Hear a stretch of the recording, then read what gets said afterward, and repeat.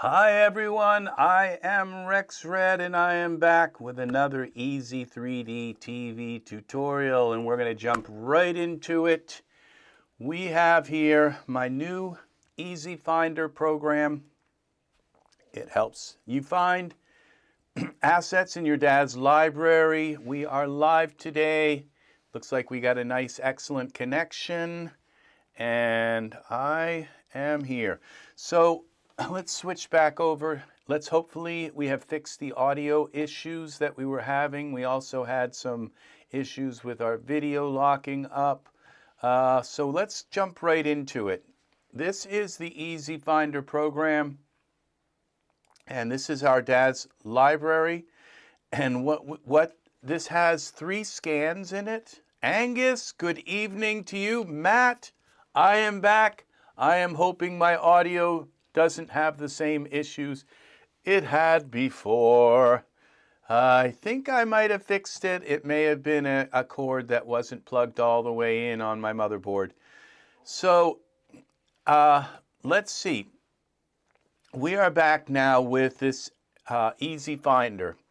Now what the first scan does is it scans your entire Daz library. My library has 1.7 million files, okay? And it scans, are you ready for this? It scans my 1.7 million files in about 5 minutes, okay? 5 minutes. Have you ever heard of anything like that? And in those 5 minutes, it creates these. Now, I have a very fast M.2 drive. If you have a slower M.2 drive, it might take 10 or 15 minutes. If you have a really slow, like if all of your stuff is on a hard drive, like a regular spinning hard drive, it might take an hour if you have 13,000 products you bought. Now, if you only have like 6,000, well, it might only take 20 minutes to scan from a regular hard drive, okay? But still, when I first made this program, the scan took 24 hours to scan. And I managed to work and work and work at it until so it only scanned exactly what it needed to scan, which was everything. But it only scanned so deep into the files until it found what it needed. So this is the first scan, and what it does is it creates these, you double click on them, and it loads into the program. There's 365 pages here of and if I make this larger, there'll be even less. So there's 297 pages now that I've made them larger. And as you can see, this shows you, this is the everything scan, okay? This shows you every single thing in your Daz library that is injectable into Daz, okay? Everything. You want everything so that you can find the things you want and organize them. So this isn't just a viewer, okay, where you can view everything. It's an organizer also, and we're going to show you how this works, okay? Look at this. Now you see I can select these and hold the shift key. I can then hold this and select this group, hold this and select this group. You see, so you have full selection tools. So you can just select what you want out of this group. We're going to show you how this works further. Okay, now I'm going to talk about the second scan. So this first scan, when the program starts up, it won't let you into it until you tell the program that you where you want to put your data files. And so you pick a folder, and the folder has to be outside. I highly recommend that the folder be outside of your Daz library. So it can be just like the next level up from the tree of your library or parallel to your Daz library tree. But just create a folder and call it like my EzFinder content, okay? And you give the program that location to that to where you want to put all of your data, because you're going to be making some data. Now, the kind of data this program makes it's in like probably under, if you utilize this program a lot, it will still be under about 10 gigs, okay? So, and that's for a huge library like my own, okay? Even this scan isn't even a gig. All of this whole scan of all of these folders with all of the Daz content isn't even a gig. Now, ask me how I did that, all right? So, but these are all of your Daz items, okay? Everything. And so this is also like an organizer. So these are obviously props, so you might want to organize them, okay? These are obviously eyebrows and eyelashes, okay? And you might want to select them and put them in an eyelashes folder. That's how this works. So now this right here, okay, so there's actually, I said there's 3 scans, but there's 4, and you can expand that 4th scan into many scans if you want. And I'll explain how that works too. So, but here now, so here is the first scan. It's the full library scan. Now, if I clicked on this, it would take about 5 minutes for this to scan 1.7. I have a very large library, so it would take about 5 minutes to scan 1.7 million files. But then it creates this, these 30 files. I broke them into 30 so that they would load kind of quick instead of having one big file that takes a moment, like, and it might have overloaded some people's laptops or their systems and things like that. So I wanted to make sure that it would not overload their system. So that is the full scan. So you click this and it scans. Now it opens the log. You have a log file here. And this is the overmind. And the log, whenever you're doing something here in the program, it opens up and does, and why it's running and asking for stuff, I'm not sure. Waiting for log entries. That doesn't look good at all, so that shouldn't be doing that. So, okay, but that is the log. And so then what you have to do is you have to run the link scan. And what this scan does is it finds all of your injectable content. The link scan finds all the smart content links, okay, between all of your products. Okay, so because if I click this right here and I right click on this, view dependency, it shows you all kinds of information about each file, okay? About the vendor, on all of this, and which textures are being used, related items, and it said I could click on this. The only reason why this shows all of this information is because I ran the link scan, okay? And the link scan, again, takes about 5 minutes to scan 1.7 million files, okay? So we're talking about 10 minutes of, and these are scans that you only have to do once. And when you buy new products, then you click the append button down here, okay? And you click either this one down here or this one for the full library scan, and it will only scan, I hope, I hope it's fixed, but it will only scan what's new. So if you buy new products today, you can come in here, click append, and instead of having to wait 5 minutes, it might be, a half a minute, and it will find those new files and add them to your to somewhere in this stuff, okay? now we have a search, okay? And the search is content sensitive. So it's going to be only search either what's here. Well, I'll explain how it is. Like right now, the way it is set, it will search this. If I click on one of these libraries and I search for, say, Nathan, I don't know if he's in here.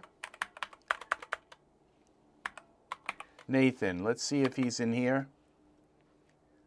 And no. So he's not in this library, but let's try the first one. Search.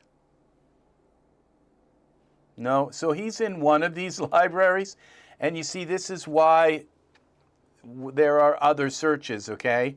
Is to find, there are other ways of looking at content. Why this full library isn't the only way of doing data. Is there? Oh, say so. He's in library. I believe it was 4 that I chose here.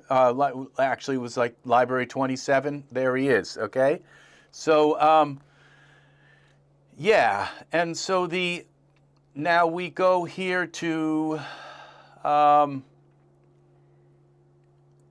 and so now there is, and then we have one more. It's called build arrays, and what that does is it creates these arrays here, and that takes that happens instantly, okay? And so it makes these 7 different arrays, okay? They're different ways of looking at your data. Okay, like this is an alphabetical tree, okay? And so this is your data. So I can right click and inject everything that's in like 0 through 9, and hopefully it works. Yeah, I'm on let's see. Why didn't that work? Okay, some of these things we're going to find out don't work yet. So inject. Come on. All right, so this is 1 of 1. So it's not finding everything. So we go into inject A, and it's showing, let's see, this one, it's probably only showing what's in some of these inject. Okay, this is 800. So just in people here, okay, so this is 4,000 pages of stuff.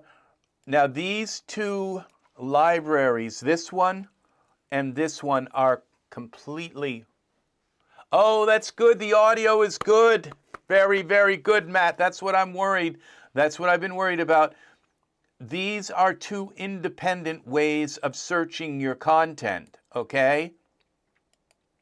Is through this way, through these arrays, which are created, and they search through your Daz library, through your library. They don't add any content that you haven't purchased, okay? So this product doesn't give you access to things that you haven't bought, okay? And it does not alter your Daz library at all. That's what's nice about this, is that that it does not alter your Daz library. It does not change one single file within your Daz library, okay? It's all externally managed, okay? So now I'm going to show you the real heart of this whole array part, okay?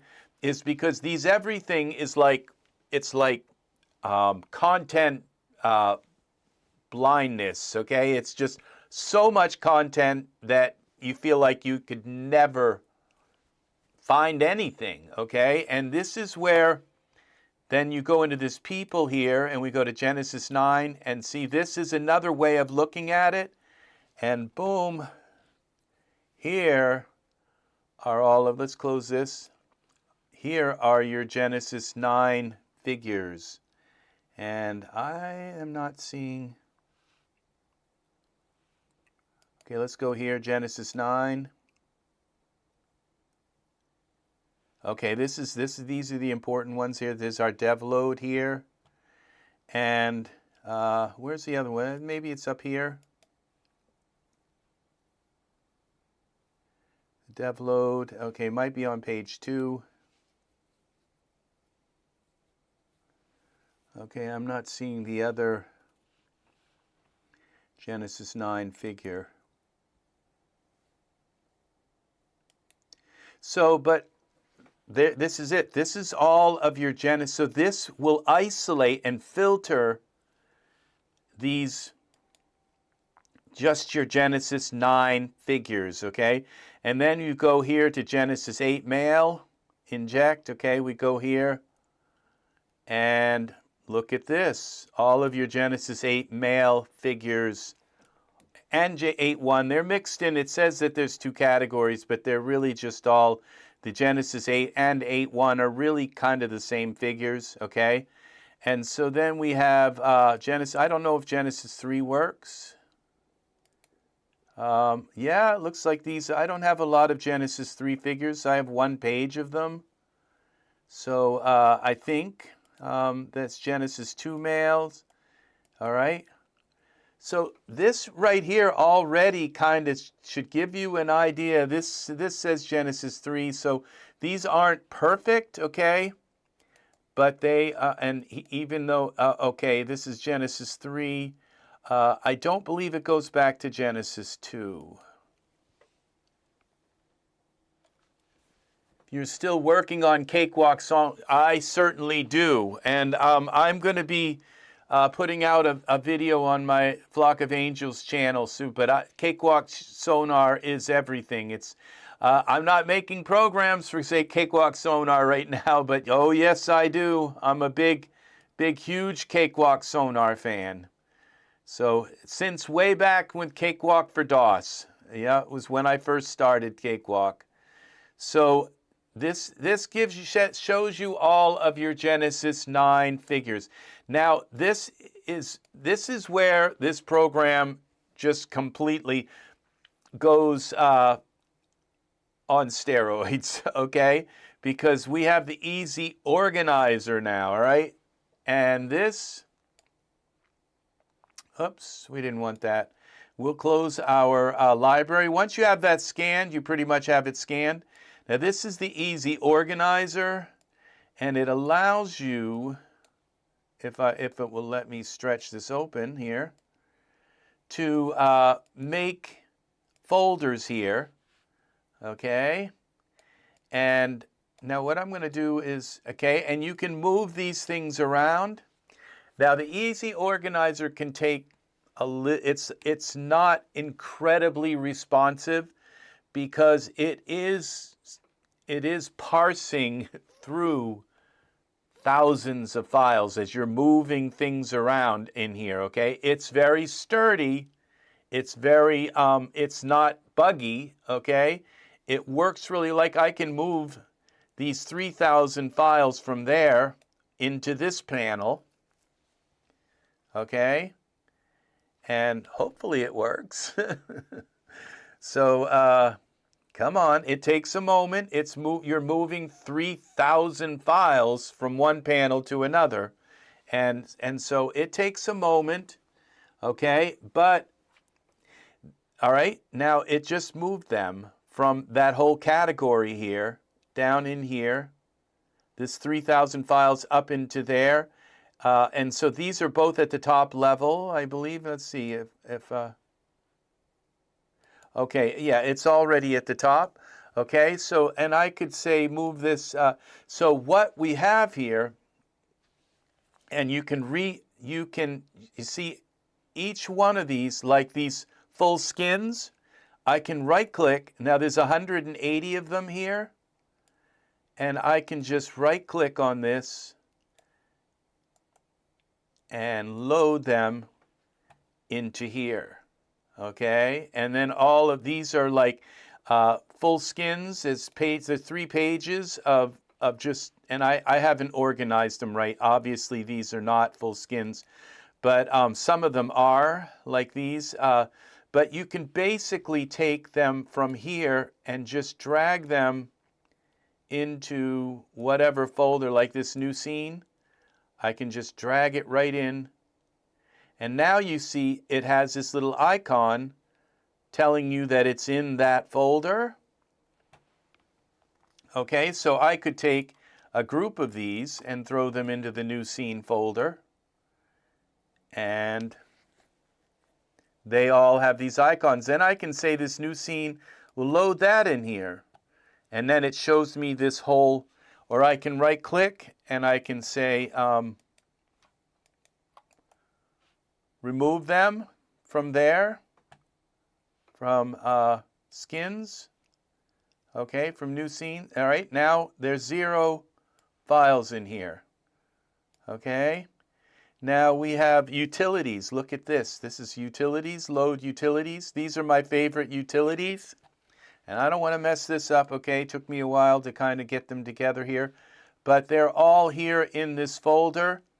Now if I double click on one of the, it will open in Daz Studio, okay? So any of these open in Daz Studio. So let's, and I'll show you something really cool. Now let's go to people. Let's insert this into our main UI here. And let's find a figure. And let's see, who do we want to load? Let's load, okay, let's load this guy down here, Kyle. And so we'll go right click. Now it says inject to Daz, okay? Now that will inject to whatever Daz you have open. So if you have Daz 2025 open, it will inject it into 2025. If you have Daz 4.24 open, it will inject it into Daz 4.24. So, but this, then you have this one, which if you don't have any Daz open at all, you can select and say, open this in Daz Studio 6. Okay, so I just selected. Now it's going to open Daz Studio 6, or version 2025, okay? So anything in here that appears, anything injectable will inject into your Daz Studio. So it's going to take a moment for him to, it doesn't take any more time for this to load into Daz than it does for Daz to load it in. So it takes the same amount of time, and it's always merge, okay? It doesn't, okay, so we've got now Kyle in here, and I think, I don't think I have pants for him yet, so I don't have it set, but let's go back to here. And let's find our clothing. And let's see bottoms. Let's see if we can find something in here to throw on Kyle. People, let's see. I don't know that these actually are working, because it's going to put, I think, everything from Genesis 9. So it's not, they're not perfectly done. This is why, okay, you want to just take and go into here and type shorts. See if we can find some shorts. There we go. And let's see about these. They may be, okay, this says iRay. Not sure, but we can go here into view dependencies here. And preset material, I'm not sure, that may actually not be a pair of shorts. Let's try these. Right here, we go inject to Daz. And if they are actually, that may also be, yeah, that may be a,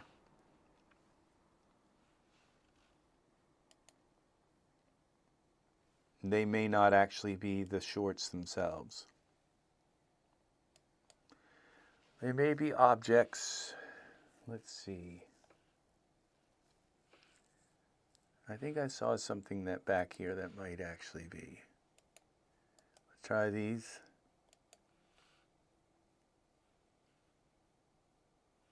No, I don't think those are either. Those are reset. Let's try something here. Okay. Shorts, here we go.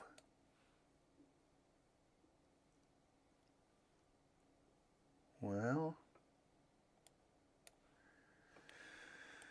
okay, shorts. They don't seem to be injecting here.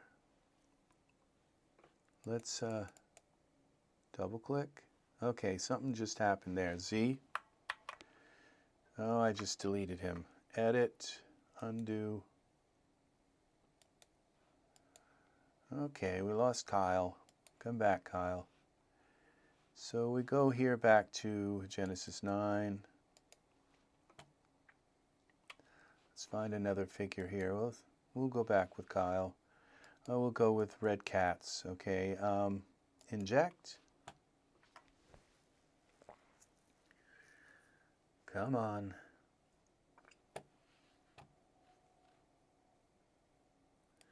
And then we'll go back to our search here and see if we can find some shorts. And I don't think there are any shorts in that. So because we have clothing, we'll go inject folder. Okay. And now we can search for shorts. And let's see what happens when we just click, double click. Double click. One of these are bound to have the actual shorts and not just textures. All right, I think it might be inject that worked.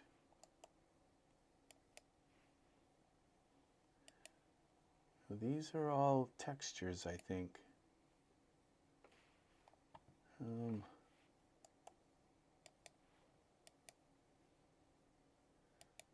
What's happening here? No, they are textures. And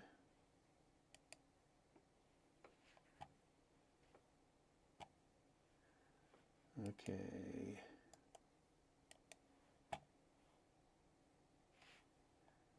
All right, that's the material preset. That's looking for the shorts. Let's go in deeper here.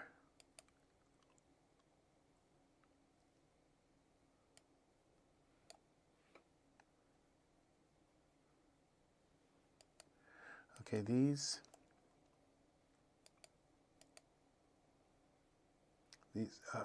preset material, that's what they are. So I think we found a full folder full of add-on like materials and clothing.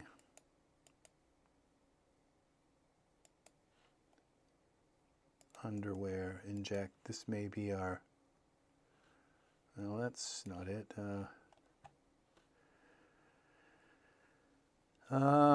Scripts, runtime, people, figures. So basically what you need to do is, out of all of this stuff here, let's try a different approach here. We'll go back to our library scanner browser here. We'll add one of these in. Now we'll search through this, search for shorts. Okay, there's none in there.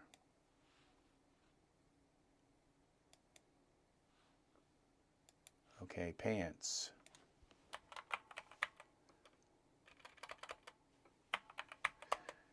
Shorts is not really the Daz word. It's more like, okay, here we got pants. And there's 2 pages of pants here. And I don't think those are the kind of pants we're looking for. And let's see what we have. Pants. Okay, look, some of these might work. These are DSA files. I don't think those are pants. Just one page of them. Let's go here, 16. So the idea is to make your folders to take things into your folders that you want. 17. Now, let's see if there's pants here. Oh, here we go. We found the pants. I don't know if these are actually pants or textures, but let's try one. See if they work. These may actually... Item with this. Okay, so, oh, all right. Let's select red cats and see if that works. No, these are textures for the pants. So the idea is to go through, and these are all DSA files, so they're all textures for pants. Yeah,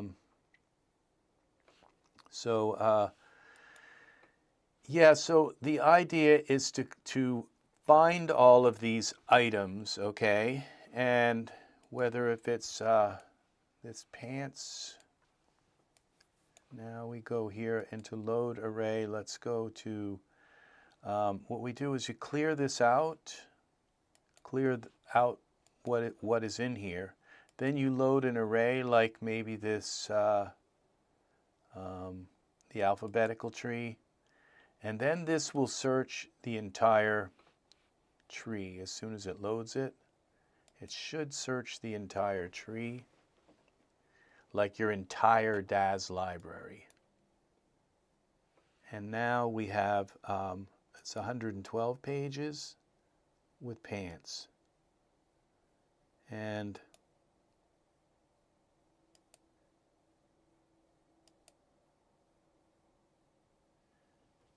let's see, these are DUF files. Let's see, these ones should load. They may still be textures.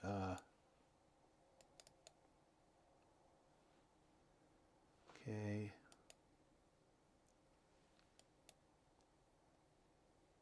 There's 112 pages of them. So out of all of this, which is kind of nice, it shows you all, and whether if they're 3Delight or iRay, it shows you all of your textures, everything. It shows you things that you wouldn't be able to really easily find. Okay, what was that? Is it still worth it to get a second-hand 4090 or just build straight to a brand new 5090? I would... I personally would go with the 4090, okay? Because the Daz 6 doesn't have scripts. You can't run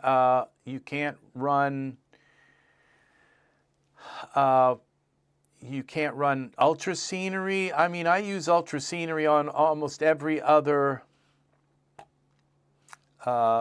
scene I make. So I think it's waiting until the very end to show the actual pants instead of just the textures or something. I might have something set wrong here. So yeah, I would go with the 4090 instead because I think it's going to be a while before. Let's see if these winter snow pants are these. There we go. We finally found some pants. And these are, okay, these are actually, there's our auto fit. So I think that let's try Genesis 8. Hopefully it works with them. All right. There we go. Did that work? Maybe not. Let's see. No, they may be for the female. Okay, so, but they basically work. Okay, you just have to find out what. Okay, so we go Z, undo that. So it seems as though we've come into actual clothing now instead of. it's not implemented and for enough. Like I'm using 2025 right now. I have two computers. I have one computer with the 4090 in it and one computer with the 5090 in it.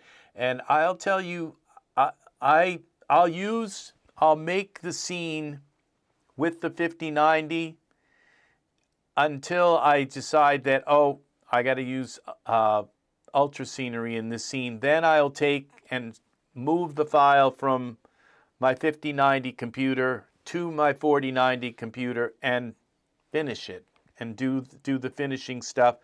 The 4090 renders almost as fast as the 5090. The viewport isn't quite as fast, potentially as fast, because the 5090 has that PCI Express 5.0, and so the viewport in the 5090 is just going to really obliterate the 4090. And the viewport is a very important part of making scenes, is being able to move that viewport around. So let's try these and see if these work. So reading files. Now it should know, okay, textures, the base DSF couldn't be found. What is up with that? Now, some of these I don't have the DSFs in. We took them out. All right, now, let's see if this loaded on him. No, what's up with this? I thought I took them off. That might be that same pants file that I used. All right, chill pants. Let's see.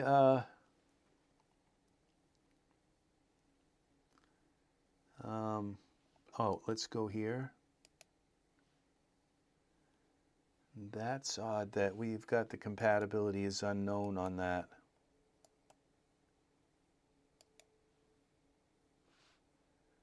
So, cleric pants. So, the idea is to organize, and what's nice about this is, you see, I can take this right here, and I can now, any of these I can export into a folder, and then add that to the Daz, these Daz base directories, and have them then curated, perfectly curated folders appear in your Daz Smart content.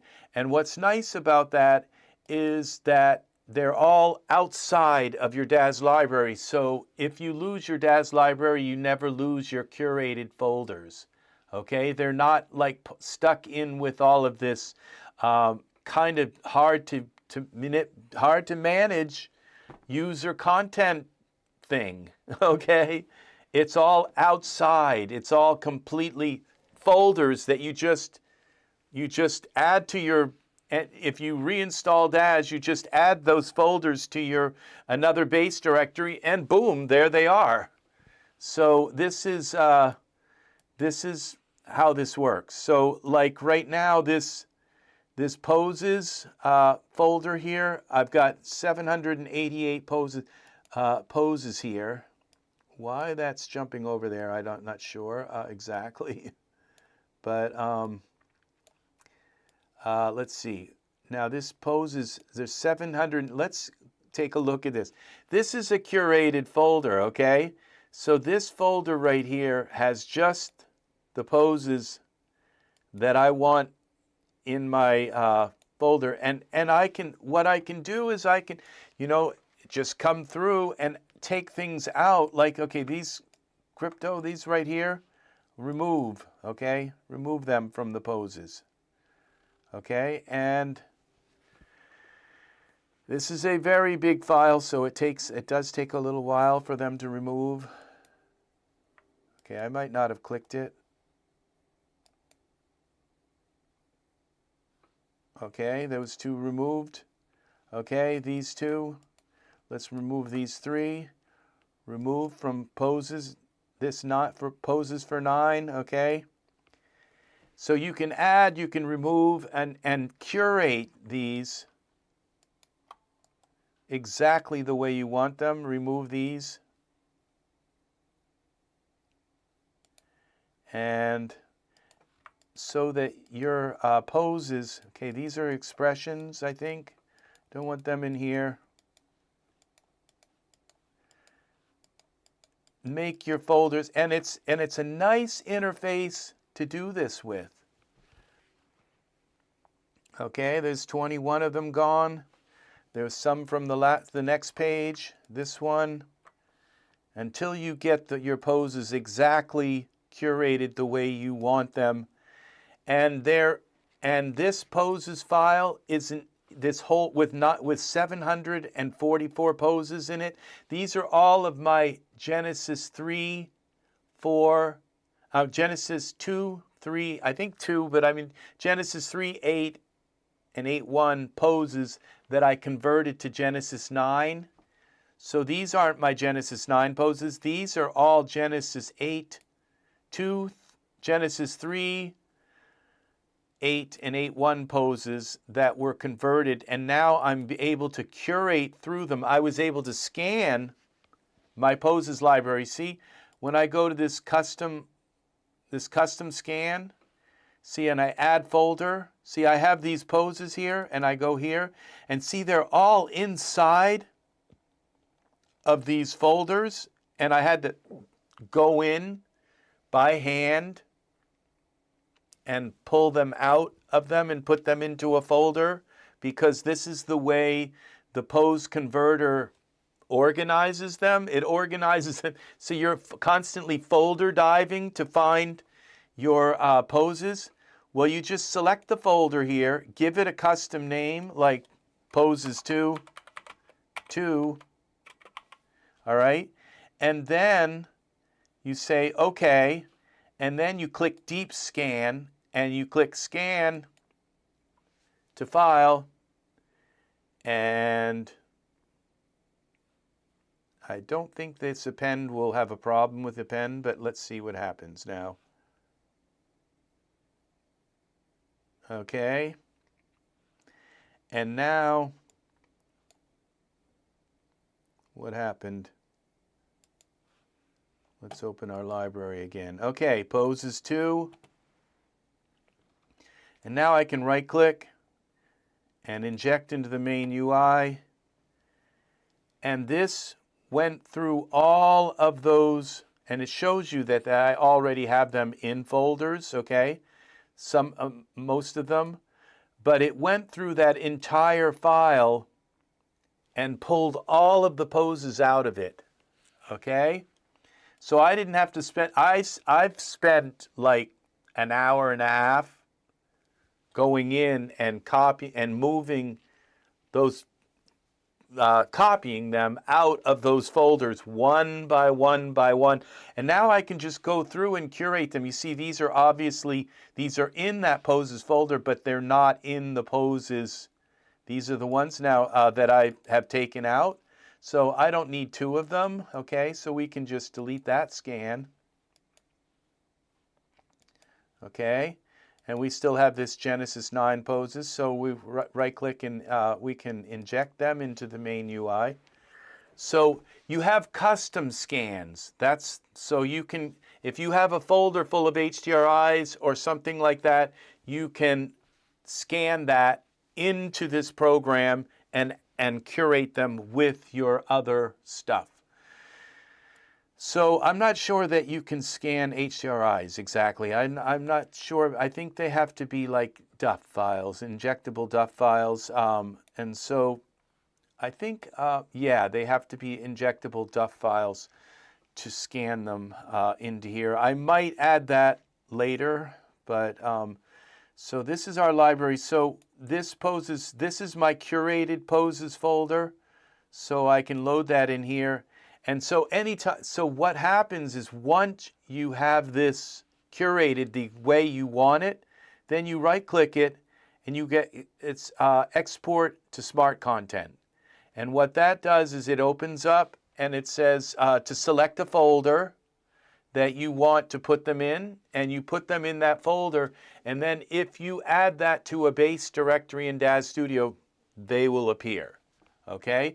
They're not the actual content from your Daz library, they're pointers to that content, okay? So, this, and you also can export them to your main library here, your library browser.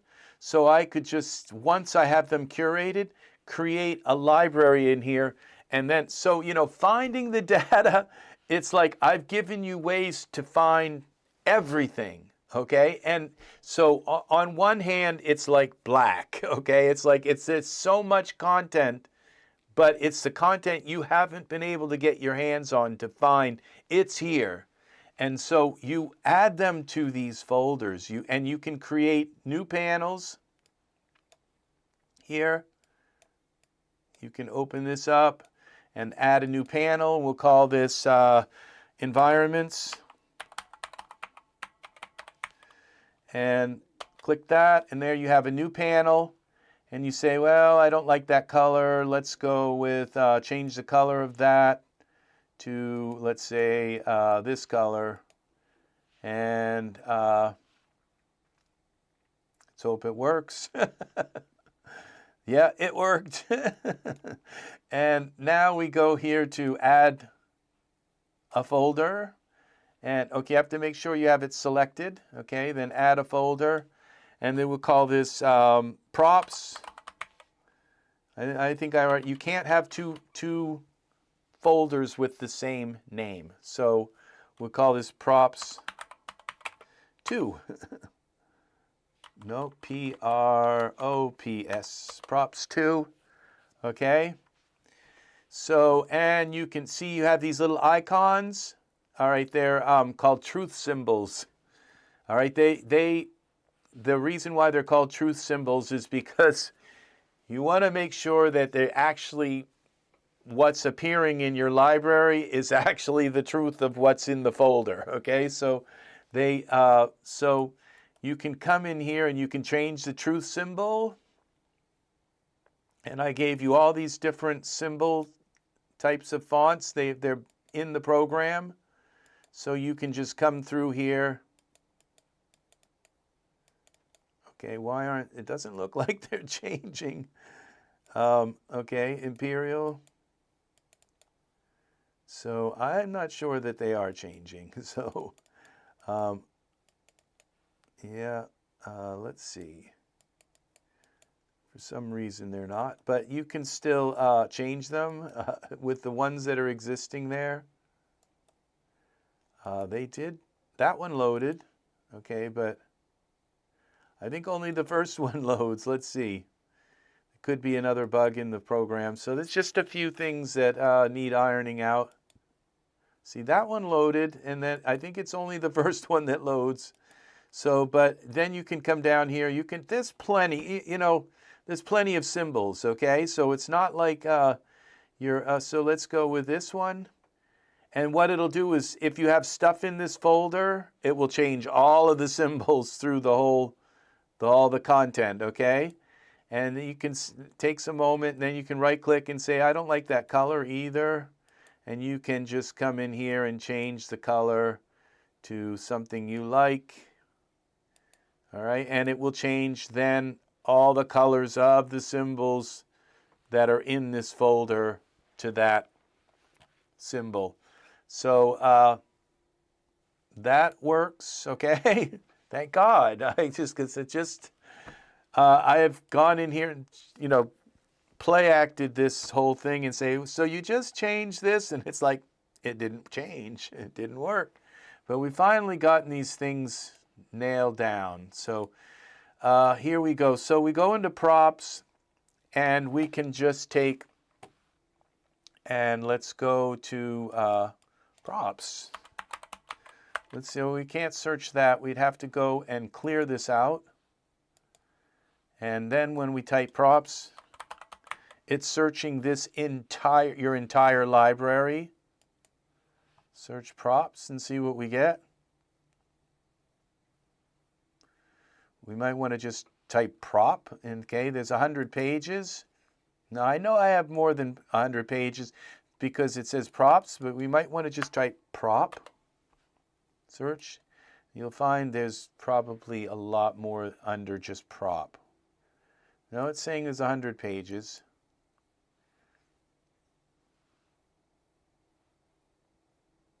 Page 2. So these are props, okay? These are mats, okay? These ones look like antlers. Those are props. So we throw them in there. And it does take a little while for those to go in because they are not resident in the memory. And that's why, because I like this program being very, now these are definitely props here. We can see we got props. Okay, these are bowls. Okay, these are all props. There. And now watch when you do this, see it put the little hammer down here. Tells you that they're in those folders. You know, and that's the whole thing. I wouldn't say Daz 2025 is broken. I would just say that it's made for different hardware, and it's still and because I mean I'm using Daz 2025 right now on this because I'm using my computer with Daz 2025. Now this red dish, okay, let's go with the starfish. If I double click on that, it should put the starfish in, see? It does this as quickly as it would if you were in Daz. Okay, so let's zoom in on the starfish, and so there is the starfish, okay? I still didn't find pants for him. So, but I haven't had a chance to organize my own library yet. So, but this is how this works. And so we could go with this, see if that put the grass in there. See, all I did was double click on it, and there's the ground plants. Okay, yeah, let's just take him out for now. Okay, so there's the ground plants. Okay, so let's change that to surfaces. Okay, now we can also, let's go into render settings and go here, and we'll switch this to square. All right, now so this is the 5090 viewport. Look how that goes. Boom. It's just instantly, you take your mouse off and it's just rendered instantly. Okay? Daz 2025 is not broken. It's just not implemented. They have not implemented. Hi, Paul. Welcome, welcome, welcome. I am showing off my new EzFinder program. And so now this is another fun one here. See, what I really like about the EzFinder here is this particular file here, this one quick access. When I load this, open that, it's taking its time. It's got to empty the other one out. Now, these items are all clickable, and you can bring them in. Okay. It's taking its time. All right. What's going on here? Oh, I guess I didn't click it. So now it's going to load this other thing in here. Now you go into environments. Now where is that? Render settings here. And look at this. Now see, this program usurped my EZHDRI. That program is dead. And that's because I got all of my HDRIs right here. Let's see, render presets, and there's 17 pages here. Let's try this one. Yeah, there's 13 here. And so basically, all of my HDRIs are, you can find them all through here. So I double click on that, open up this, and look what we have here. We have our HDRI already, so it loads right in. So, yeah.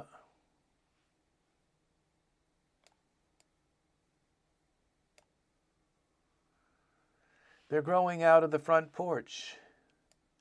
Is that a noose? That's lovely.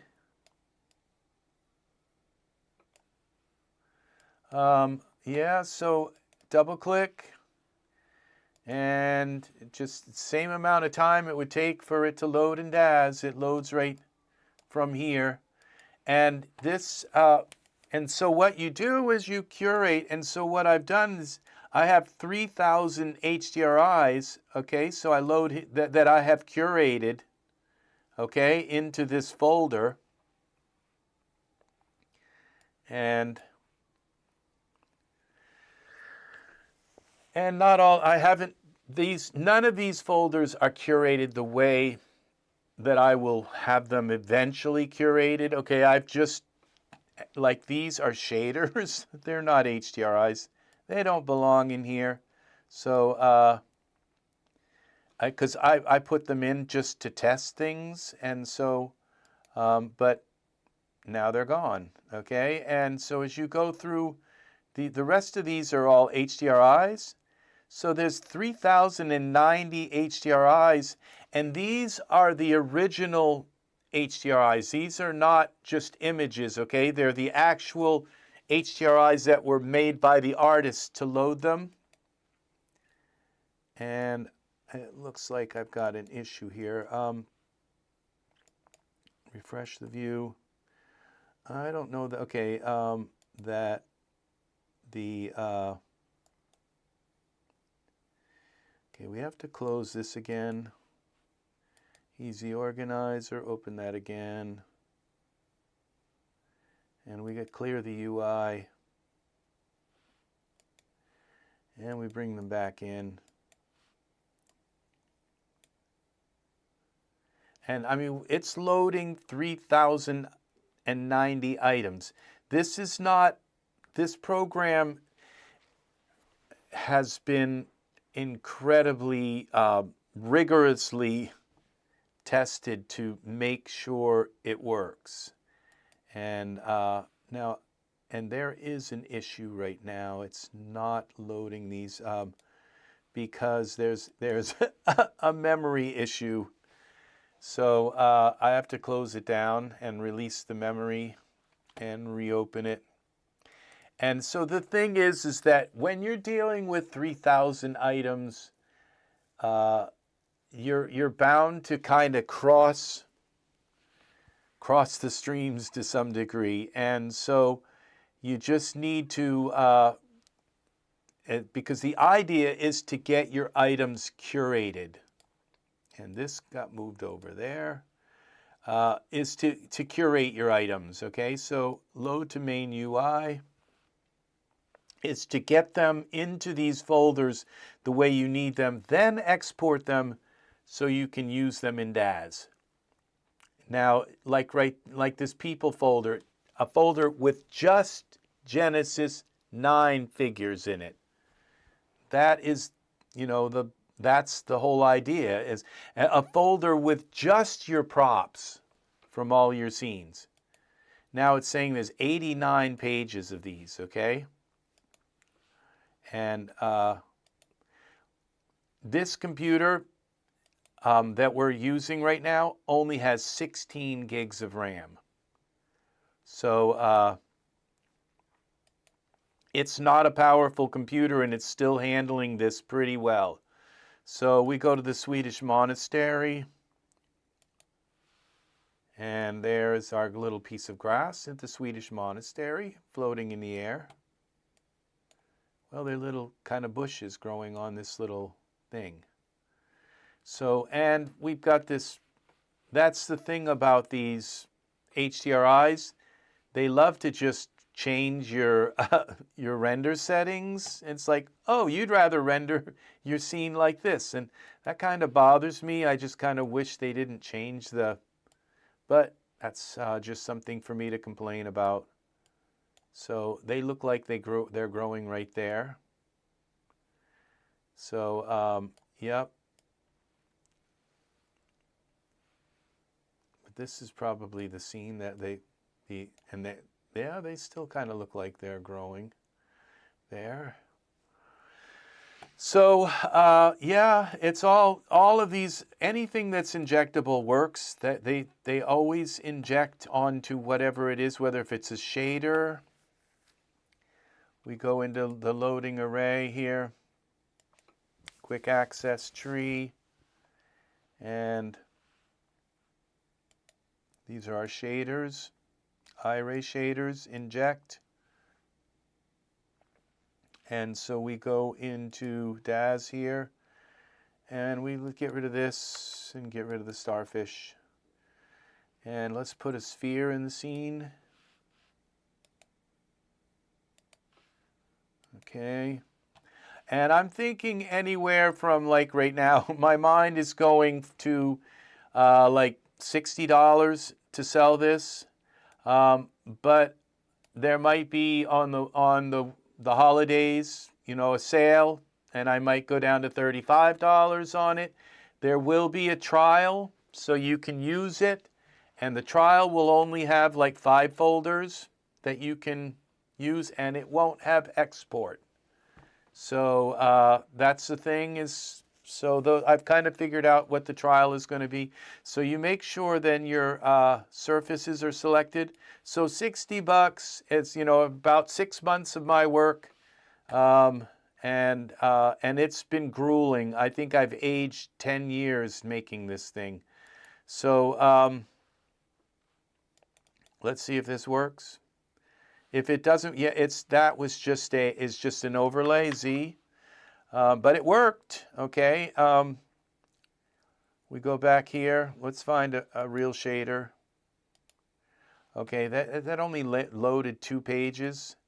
Now, if we go up here and type shader, it should find a bunch out of these.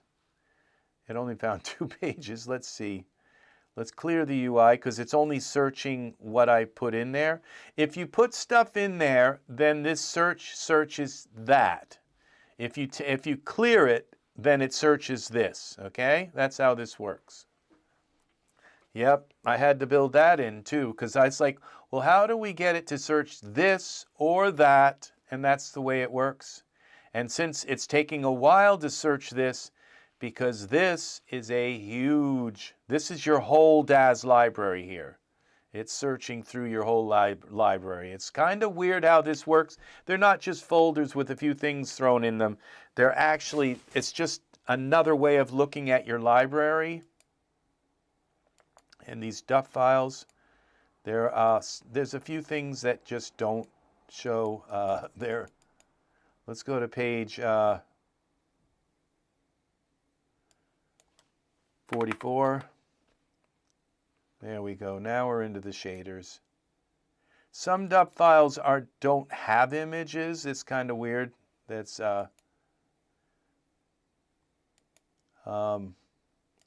but we're into the shaders, okay? The actual shaders. And so you take these and you create a folder, and the ones you like, you go like this. So do we have a shaders folder already? No, so we go right here. We go new folder, shaders. Okay. It says the name already exists. Okay, I don't see it here, so we'll go shaders 1, new folder. Oh, shaders 1. All right, there it is. Now we take these and we just drag them into here. The idea is to use this to export your folder. Once you have it made like the way you kind of want it and all of the things in it that you want. Now look, I bet these are shaders too. Let's see these gems. Look at that. See? Those are shaders.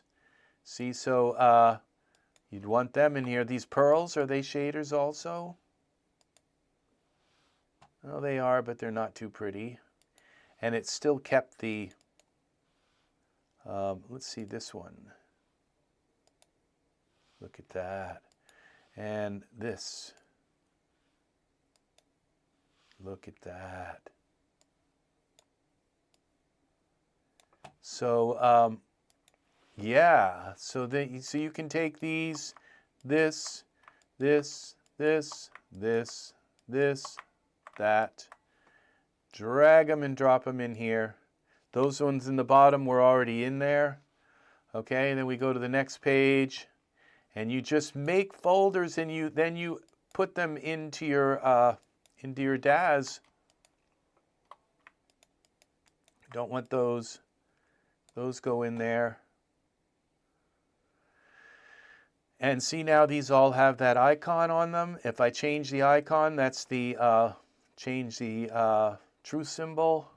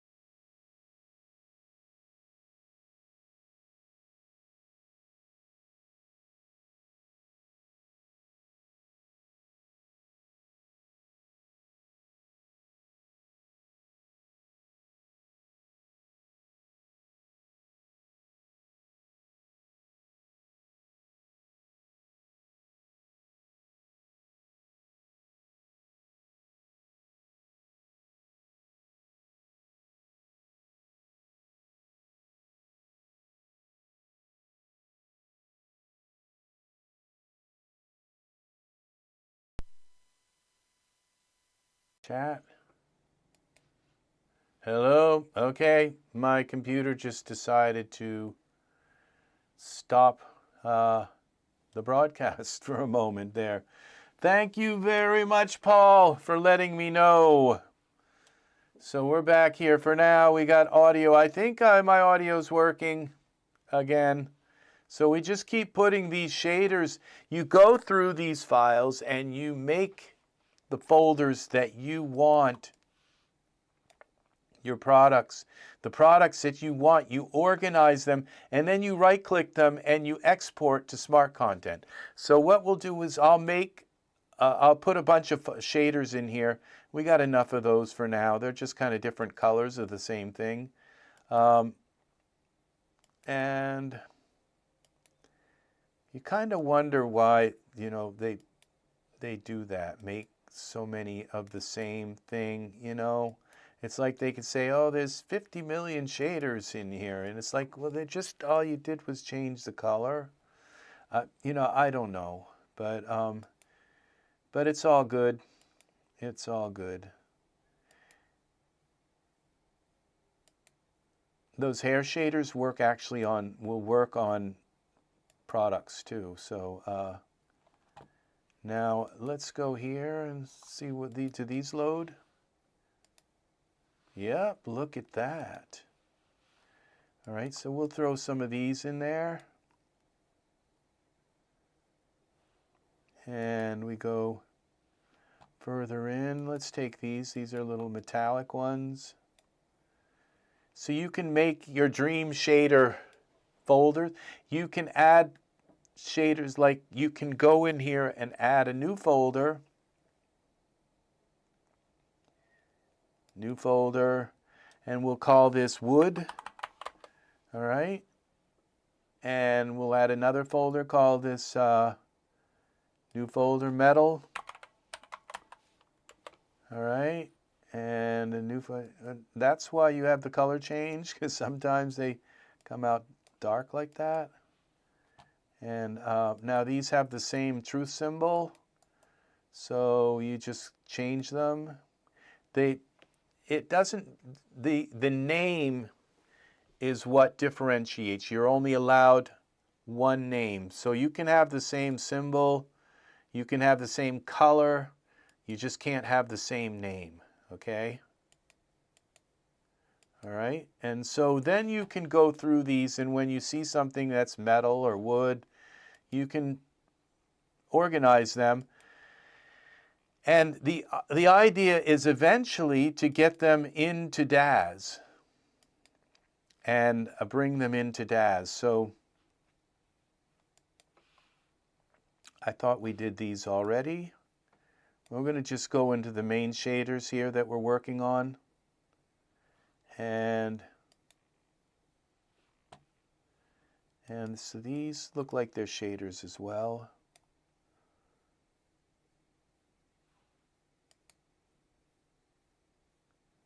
And these are pretty, these are look like they're shaders too. Let's go this far. Those look like very interesting shaders. And these also look like they're shaders. Let's see. No, they are not. These ones are materials in it, so it says materials. That worked. It did load. So it doesn't, those don't have the cut kind of thing on the outside, but they're glass, like a glass kind of shader. We've got more of them here. Look at that. All right, let's see what that looks like. Ooh, look at that. That's meant for a different type of object. It's very interesting. What's that say there? Oh, that's pretty cool. 2023. All right. And let's see these work. Nope, they're not shaders. So one way to tell is to just kind of try them out. This sportswear, do these work? They do change the color. Now you can find also, this is why I've given you different ways to do this. This is kind of like it's just a little bit more, it's more difficult to go through. But if you really want to find each shader, you just go, oh, did I just scan my full library? I think I did. Yeah, so that's going to take 5 minutes to scan. And I had deep scan turned on. I was supposed to put the, are you sure you want to scan? So log window, maybe it isn't scanning, I don't know. Let's go to our library browser and see what happens here. No, it deleted the whole library. So it only takes 5 minutes to rescan it. So now you kind of get to see what happens when it's scanning. And this is scanning 1.7 million files. My library has 1.7 million files in it. So it is scanning 1.7 million files. It's not telling you right now down here. You see this? Yeah, it says it's scanning. I used to have a thing where it would kind of go through and give you these little jokes that I wrote. like my hair is a mesh. One of them is one of the jokes. And so, but there's still some of the jokes in here. Consulting the overmind for path wisdom, validating the sacred the sacred Daz geometry. So what we're doing is we're rescanning the entire Daz library, and as you can see, it'll take about 5 minutes for this to happen. And this is the same scan that took 24 hours about 3 weeks ago. It was taking 24 hours to scan. Now I have it down to about 5 minutes. And what it does is it creates 30 library files. And splayed across those library files are all of your Daz products. Every single injectable Daz product and a few others. And so this, now if your stuff's on a hard drive, like in not an M.2 or a solid state drive, it'll take longer, but you probably don't have 13,000 Daz items either. So it will still probably take only about 5 minutes. If you have 6,000 Daz items, it will still probably take about maybe 4 minutes to go through them, 3 minutes. So this is how this works, is you do this library scan, and I have to put in my notes to things to do, to put an "Are you sure" dialogue when you click the scan button. Yeah. Are you sure? Dialogue when you click the scan button. So this, I mean, even without that, I would still sell this program now. So it's just to say that this is, that it's pretty solid and ready to use. And if there are any issues, they're not that hard to work around to get. So let's try a different one of these. We'll try the asset type tree. It's another way of looking at this. Okay, so we clear this out. And we'll just type shader and search this. See what we come up with. So come on, Supreme Authority. So I don't think it's been 5 minutes yet. So you will see it. It's just going to pop up and say it's done. And so we search for shader. Okay, it's not searching that library for some reason.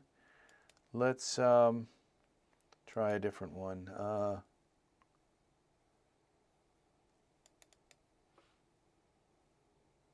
Try this one.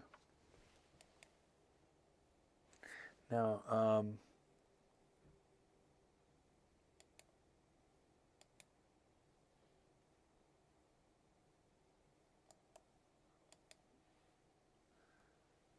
okay, there it goes. Doing something. I think it's creating the folders now. And so this is what you need, is the library to create the folders. Opening library browser. Okay, that's just me. Okay, let's see what's happening here.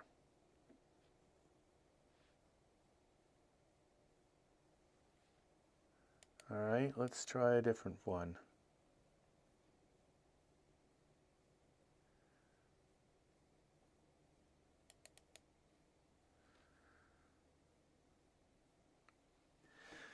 This is kind of odd that with no library, these don't seem to be searching, and that's another thing that Okay.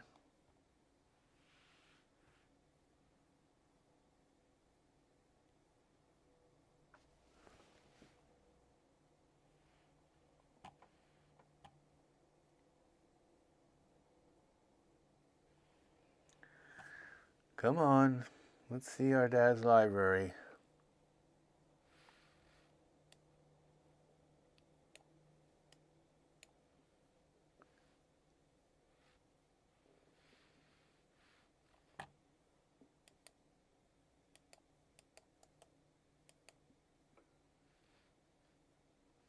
Okay.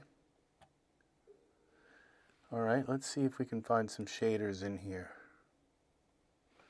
No, okay, vehicles.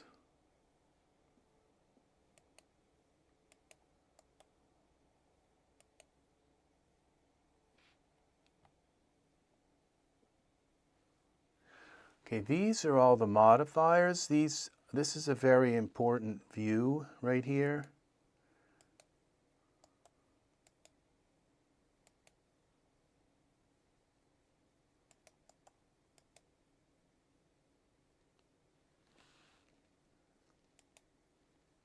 See, so it's just out of these things, when you find stuff, you say, oh, I want to put that in, there's those files. I'd like to put them in my, now, do we have a shader library yet? There, the scan is complete, so it's about 5 minutes. And there's our full library scan. Now we can right-click, inject that in. And so you can scan.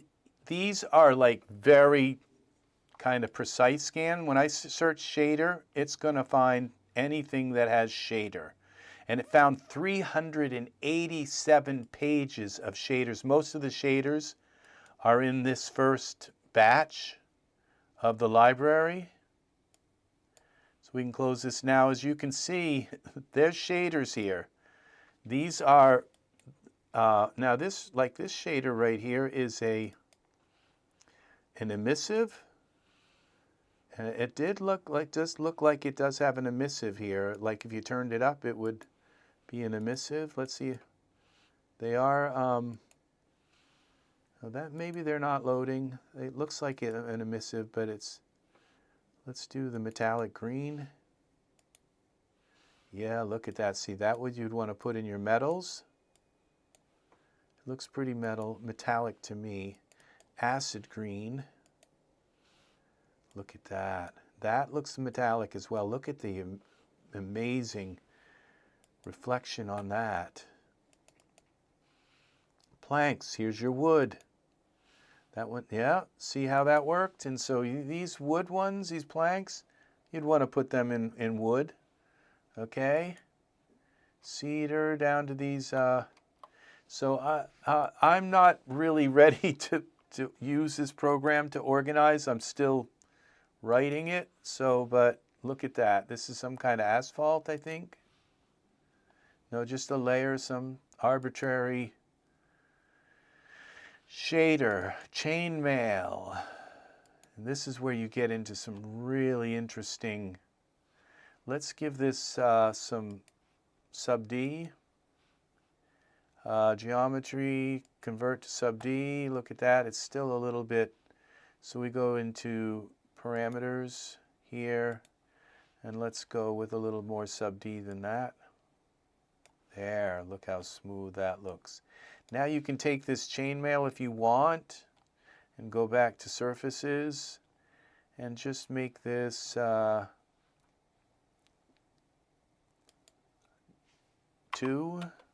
and 2. Look at that. It's just amazing. See, this is, these are your shaders. This program opens, it just lays out your Daz library. It gets you into every possible nook and cranny, and it finds everything. Now, we're not using this anymore. We're just using these library scans. The library scans are a little bit more focused. They really scan and show you everything. And as you can see, it didn't take long for that library scan to scan.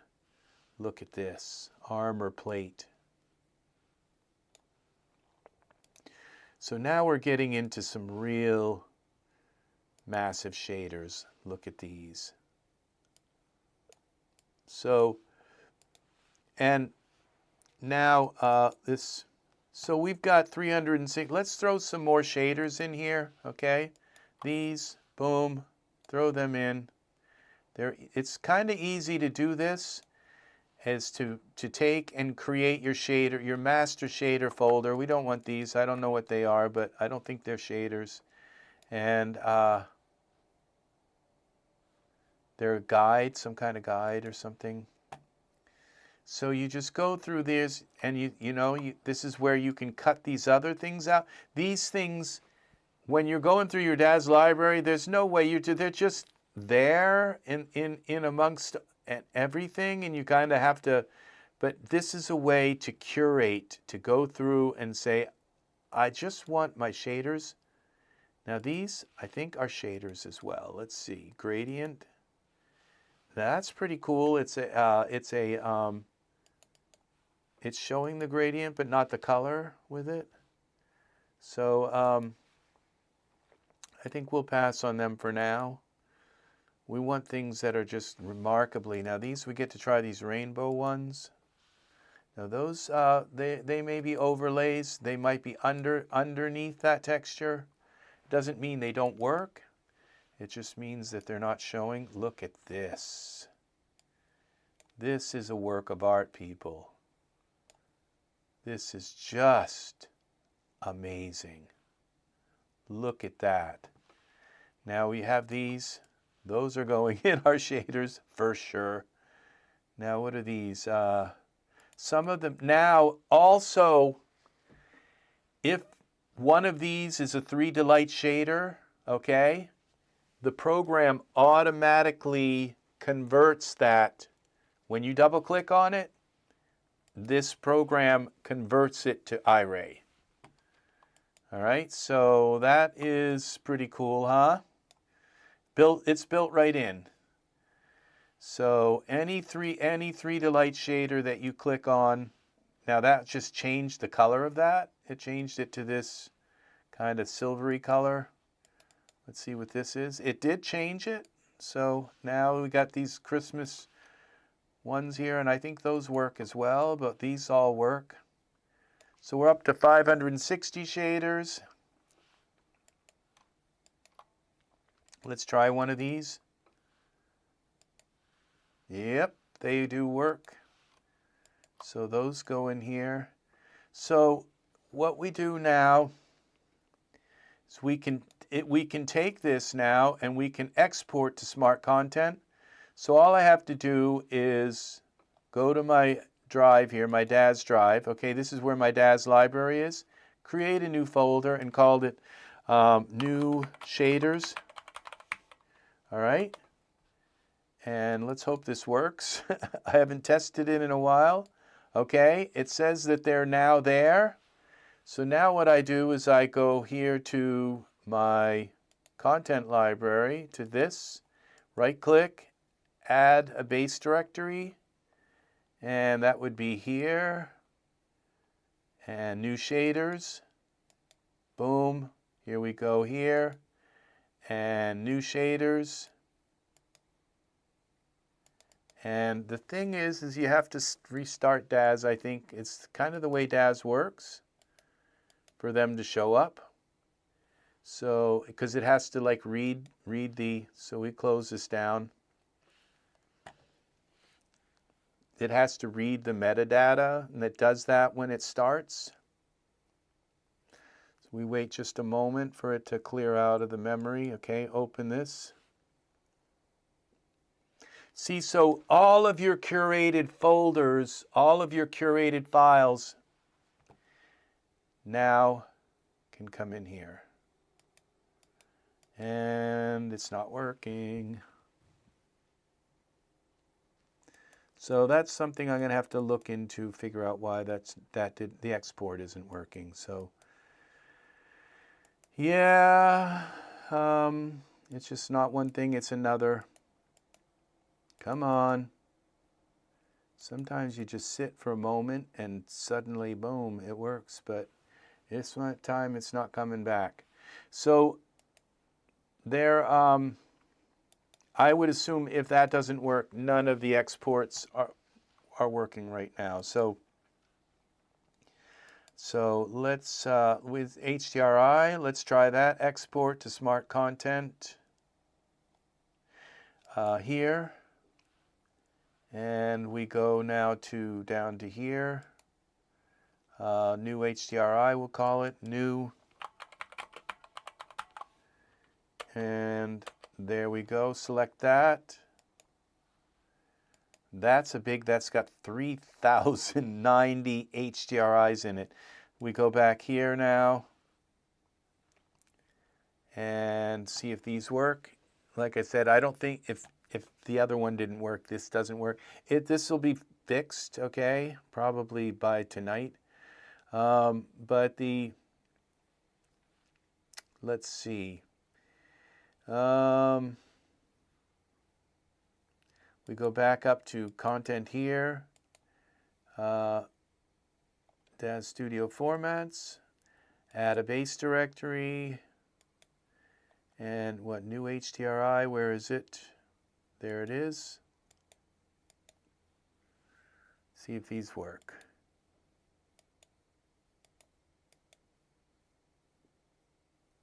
Come on.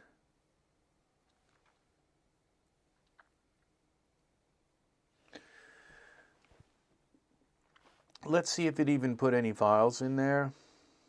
I just moved around a bunch of parts of the program and it's probably not finding them anymore. So, but let's see. Now we go here to here. New HDRI. Okay, the JSON file, I don't think it's not supposed to be a JSON file. It's supposed to be, so it's not connected to the right exporter. That's what it is. It's not supposed to be a JSON file. It's supposed to be DUF files and all in there. So let's see now. The other thing is we can try a different way here. So let's go here, back to here. And let's get rid of the new HDRI and let's get rid of the new shaders folder. We'll try a different export that I have here. So we'll go to the HDRI and we'll export it as a library catalog. And we're going to call this new HDRI. All right, see if this works. Okay, so I don't know that worked either. So no, it doesn't look like it did, but let's try closing and reopening. So the export part isn't fixed right now. It's not working, but it will. Let's open the program again. Come back. All right, now let's see. No, so it didn't export. So, but what that will do is, it's worked in the past, is it will allow you to create libraries just like these where you can just click and put them in here. All right, so they become part of your library things. So it's kind of easier than having to go into here and find the folder. You can just look and say, these are my Gen 9 poses. Like this one is similar to what that is. Now, I do have another way of doing this. Let's see, there's another way. This one I think works maybe, is we go to our HDRI, that moved that over there. Okay, so the mysterious moving panels, here we go. Load this in here, okay.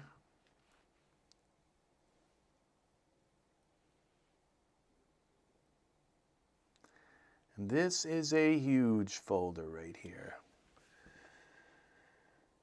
3,090 HDRIs in it. It's not supposed to be taking this long.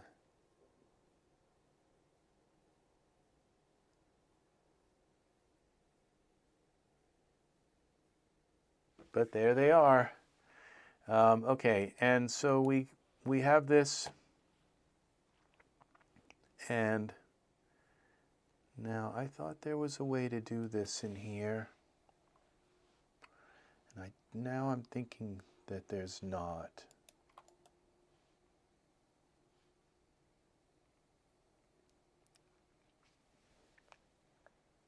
Scan to file.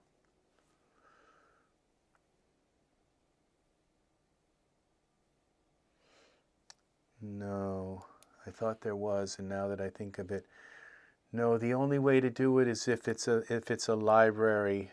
You can export it out of the library. Like I could take one of these library files and see if this works. Inject to main. Okay, see these? Oh, not these. Yeah. This right here is supposed to be. Okay, that is gone. I must have messed that part up too. So these are supposed to be exportable. Inject to main, view path configuration, open file location. That would be the Daz library.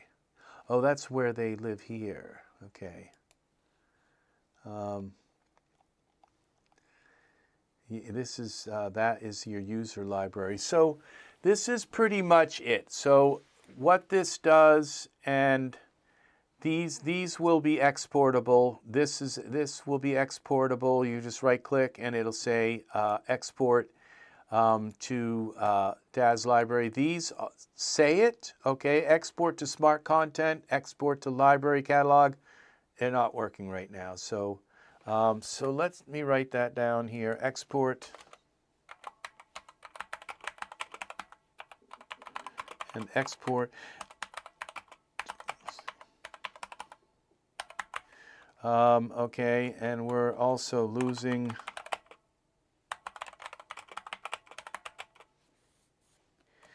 an easy organizer. Folders. So export to library and export to catalog.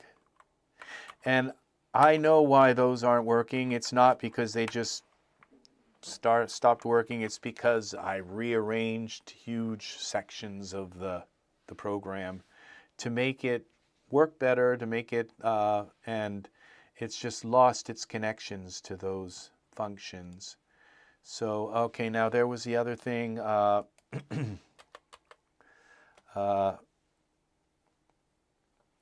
The panels in the panels shuffle.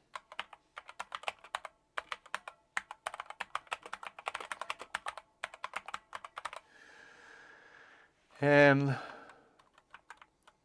so so this is really the big part,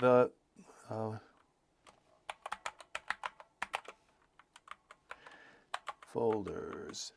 So really the big part is this easy organizer, because you can come in here now and create new, and like, so this would be clothing. Do we already have clothing? No. Clothing, you just change the color so to anything you want, and so you have the ability to, and then you can change the icon to anything you want, the truth symbol, and we'll go with this.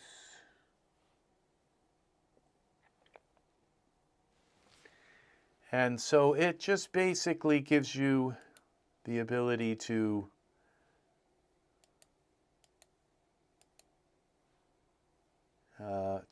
show these things, and you can create more panels. And so this can come out, and you can create as many panels as you want.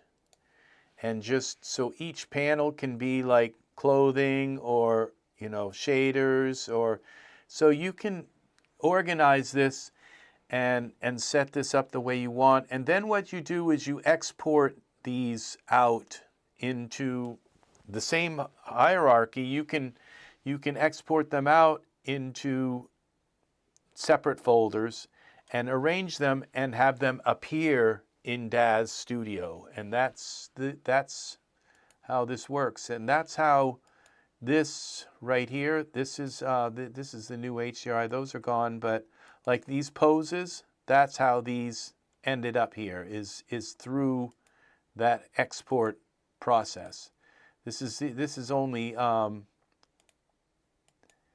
this is head and body morphs. This is actually through this is not through that. Now there is this custom scan, and that's where I said you can create. This is where these poses came from, was a custom scan. We go into the custom scan, and these are these poses. We can inject them back into the UI here, and that's these poses. And there's 399 pages of these poses, and I only put like about, I don't know, 20 pages worth of them. We're up to 6. Yeah, 10. Yeah, so now we're like way past them.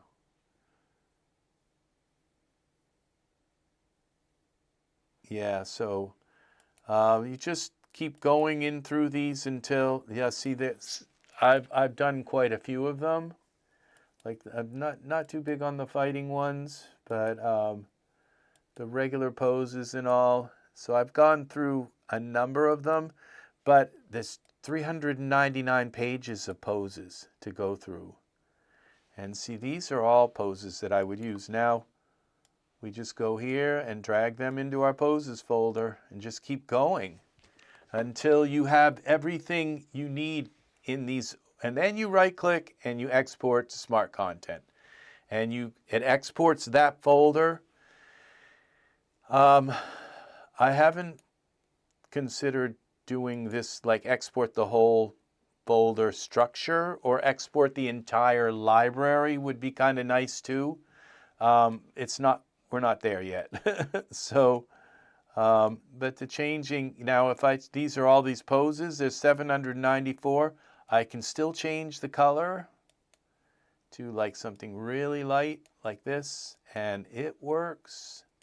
Even though there's 794 items, see, it just changed the color of these and of the little icons, yeah, of 794 items, just like that. So this program is, like I said, it's very rock solid, and it hasn't crashed once. So since for this whole production. Now you can go here, you can right click, and this item has no linkage data. So, but not in this particular view. So, and the poses, just so you know, let's see, we go here and we'll add in a Genesis figure. Well, let's add one of ours. That's what we do here. We got people. We got 900 people here. Let's go load into the main UI. 983 people. Look at this. Just easy to find one. So we'll go back here. That's Frank. Let's Rupert. We're going to be back to the pants thing, so I'll just, okay, inject into Daz.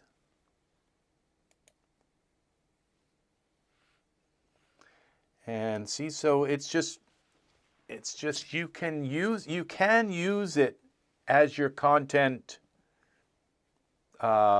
organizer, or you can just export it and extend Daz's ability to curate content either way, okay, so we'll just go down into here until I haven't organized my wardrobe yet.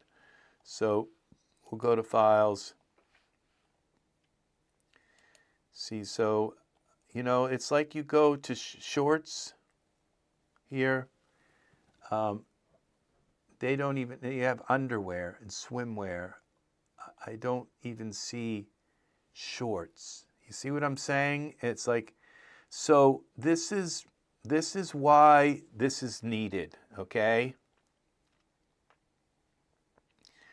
And the thing is the metadata that's in your folders, the metadata is just not there. Let's just put some pants on him. Something, anything. Okay, there we go. So the metadata is just not in your in the files, and so Daz can't really curate them because the artists that make them don't put enough data in them to so that you can, let's take his looks down a little bit so they're not so exaggerated.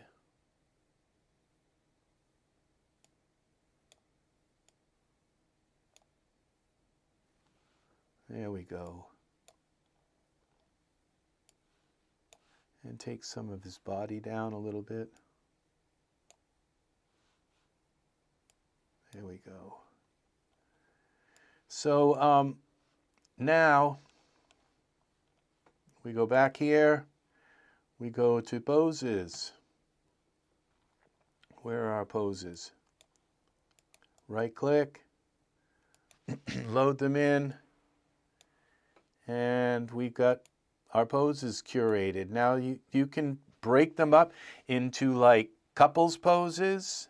You can break them up into standing, because you just look standing. Okay, you can kind of look at these and see that this is standing, standing. Those are all standing. Sitting, obviously they're sitting.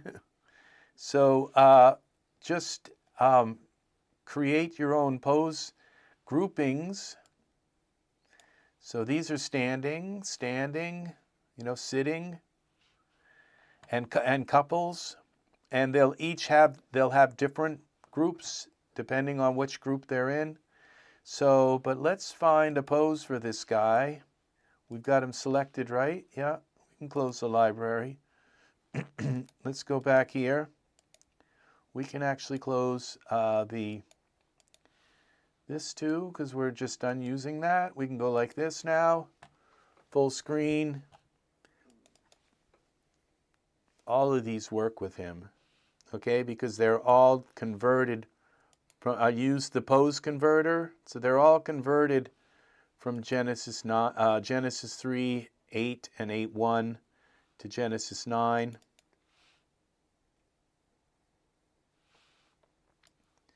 So that's nice. So yeah, right, they work right from here. So so you don't have to do this from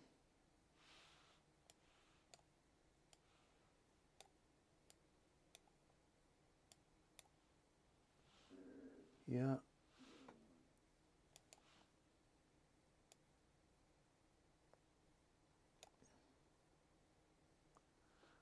Okay.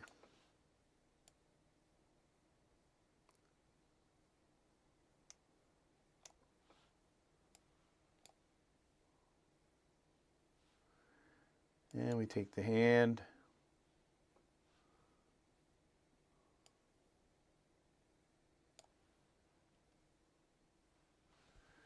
Okay, well, we're not here to pose right now, so, but we take that.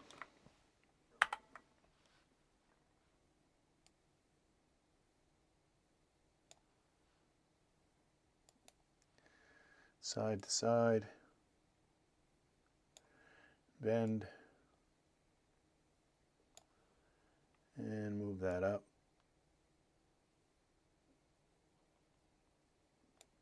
Yeah, I don't know what I'm doing here. So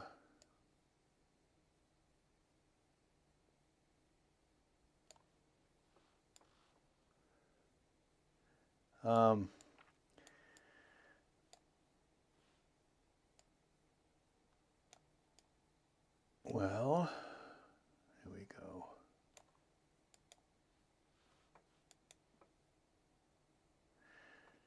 There is our figure here. And so we have why there's only 10 pages here. Let's see, library browser, poses. This one, oh, I think I used, maybe put these poses in. Okay, there's 325. Okay, I don't think I put, yeah, let's see. Let's go back to our organizer. Oh, there's 797. So when we go in here and we put these in, there's only 700, which equals out to about 10 pages, I think.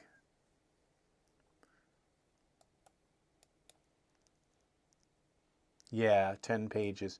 So we'd have, I'm only part of the way through this library collection of poses.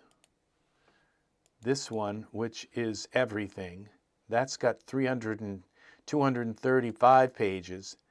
And you can jump ahead to whatever page. So let's go to page 100. 190. Now there's a bunch more poses we can add to. We could add these. Most of these are like, look at this. So we just bring this in.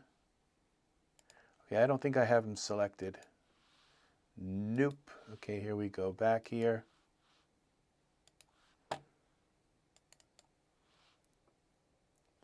There you go. And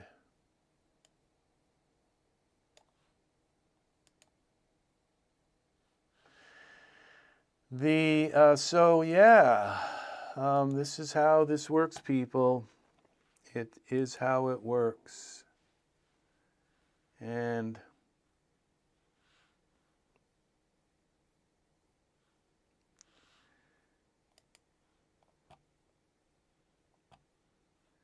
all your Genesis 8 and 3 poses, these had to be converted before they would work like this. But all of these poses need to go in my poses folder. And then I don't have to go through, then I can just say these are couples poses. It's really easy to go through this now. Minimize this. Poses. All right, we go new folder, couples. Couples. New folder. Standing.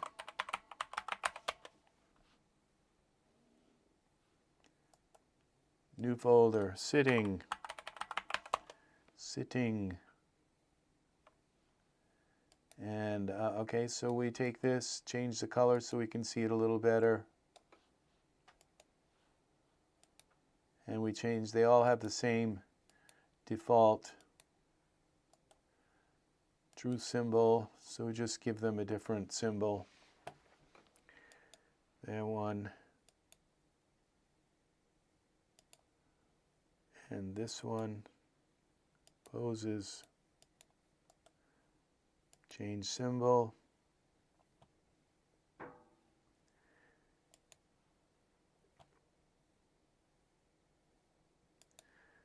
And this one. So when you see them in there, you know, kind of, you might actually remember which ones are which. So now we go to couples. And what we do is we bring this over here, close this like that, bring this here, and we start curating. Okay, now these ones are These were couples. Okay, we go here. I think I grabbed the wrong one. That one. And we bring this back like that. And we go couples. Couples standing. So we go here to couples standing. Standing. All right, couples. You can only use the name once. So we go new folder. Standing up. And we change this icon symbol, something we like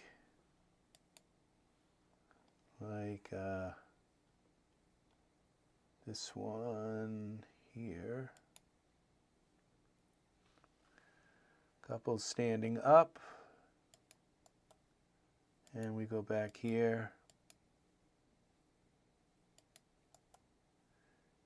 New folder. Laying down. All right. So we got these couples standing up here. And those ones are sitting, so they're not. Okay, we go here. Couples. New folder. Sitting. Okay, we already have that one. Sitting down. Couples. New folder. Sitting. And all right. Sorting down. Okay, rename.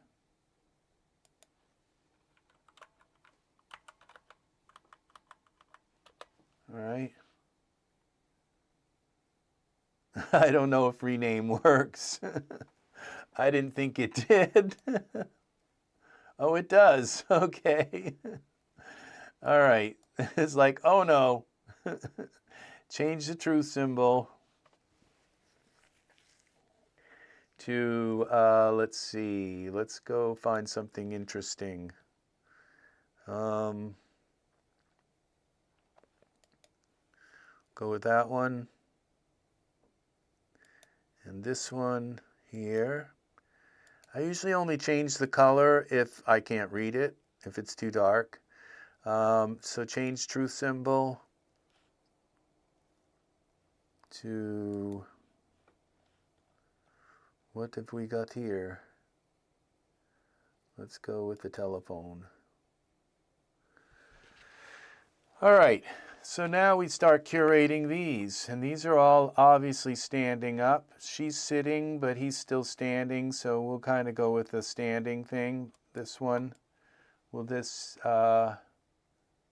okay, it closed on me. Standing. All right. That one didn't update, so we got a problem with that. And then we got sitting here. They are updated, they just not showing. Okay. Sitting down.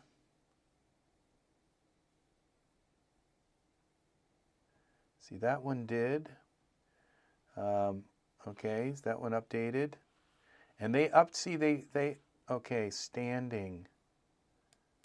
Okay, I put them in the wrong folder. So we'll just leave them there for that now. We'll take this standing here ones. That's what I did. I dragged them in the wrong folder. We'll put them in the right one, standing up.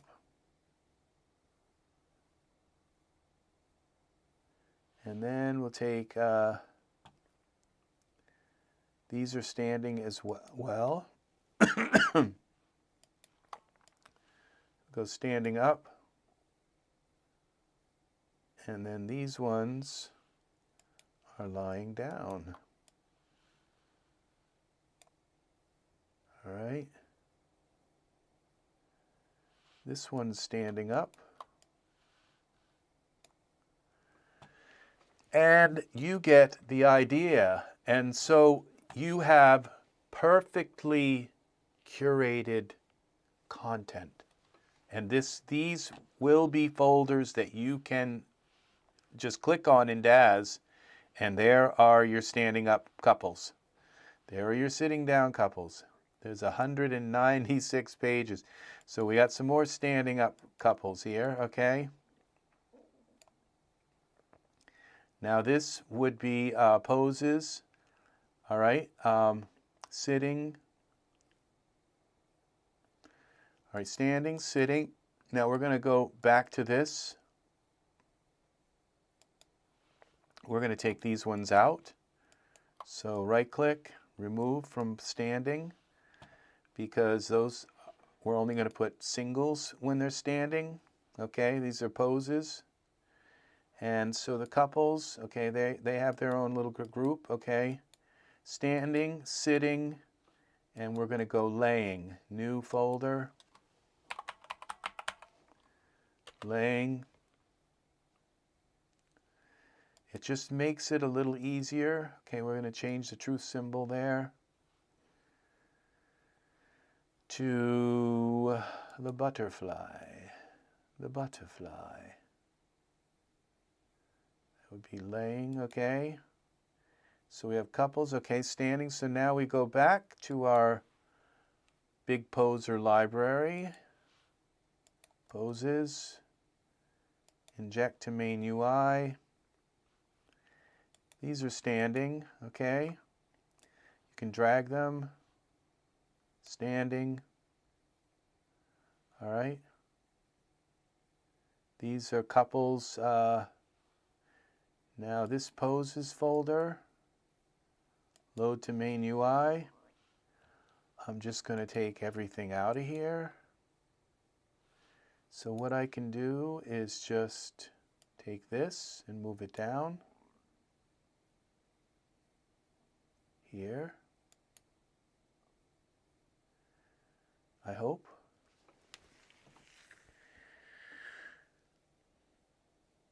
And come on, it's a lot of thinking it's got to do, but it will.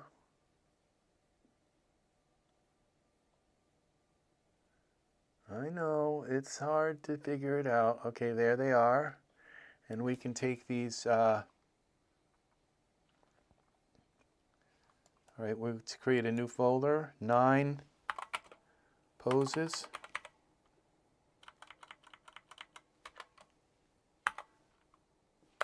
Nine. All right, so we go here, 9 poses. Where is it? I'm going to move that down here.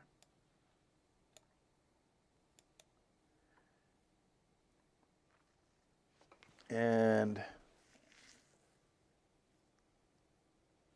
the reason why this takes a while is because they are pointing into these huge libraries. And so that's why you export them as a folder, so that then cuts all those ties, and then that folder isn't linked into a folder with 1.7 million files, okay? So it works, though. It doesn't, it's just, this is how you curate and go through a library that is that big. And so you set them up, okay, like this, so that, and if you hold Shift, you can move one out. Now this is where you can, if I grab this couples and I put that in there, I can drag the whole tree. But if I just want to move one out of the tree and not have layers of them, you hold the Shift and you can take one out. And now we go to this, laying. All right, now I can remove this gigantic folder full of 700, because I'm breaking the poses up into different categories. So now this poses one, we can just delete that, I hope. It'll take a moment. There it goes. So now we have our standing ones and our singles and couples. So we now can start really kind of getting into the nitty-gritty of this. Now I have to open this back up because that was that folder. Now it's just gone. So we go back to Genesis 9 poses and we inject that back in. This is our 390. Okay, these are obviously just standing poses. They're zeroing poses. We'll throw them in. Okay, they're just standing. Okay, now we take this. This is a couples. Why is that? Okay, I must have put them in sitting. I don't believe I just did that. All right, so we move this in. We don't want them in the sitting. Okay, so remove them from poses sitting. All right, now we go back in here. Inject to main UI. You have to, I guess, be careful about this. These. Okay, let's try standing again.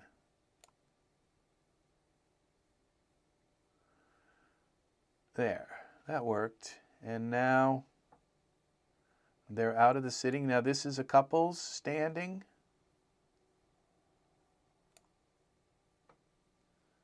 All right.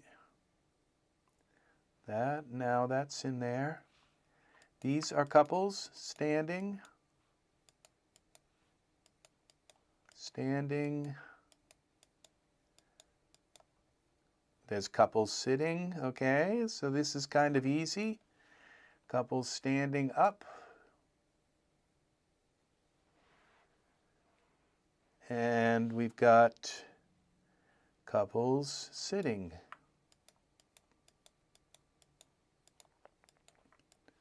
Here.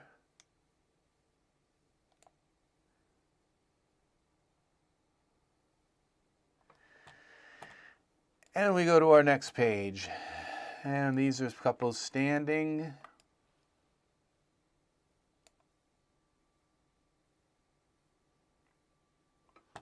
And so you go through this and you end up with a very curated, okay? These are couples laying, okay? I would say they're sitting. Those are laying. Okay. They're standing. I would say that that's standing. Okay, these are laying. So we go, that's standing. Okay, these are sitting. Okay, so sitting down.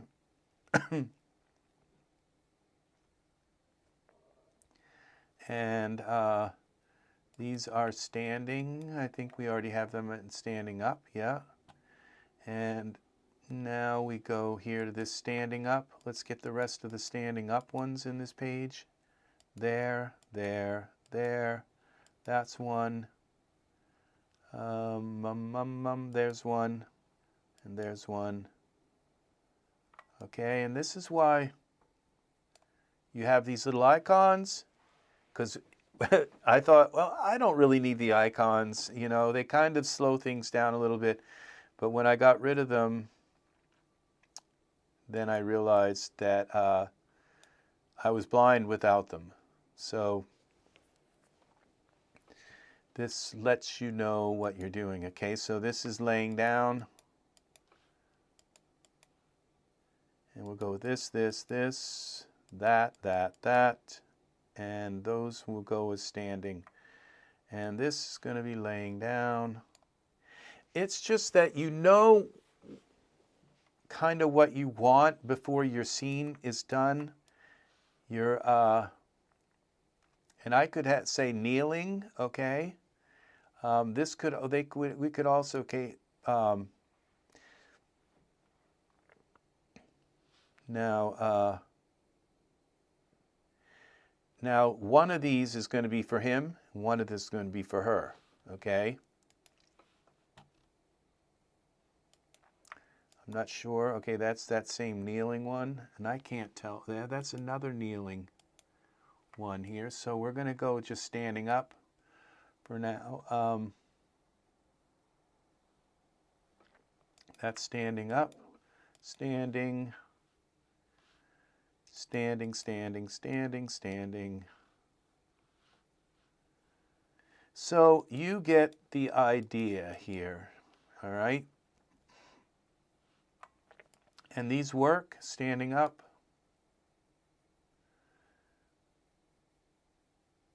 And now they got their truth symbols, these. Okay, where did we go with this? This is sitting. Sitting, sitting, sitting, sitting, sitting, sitting.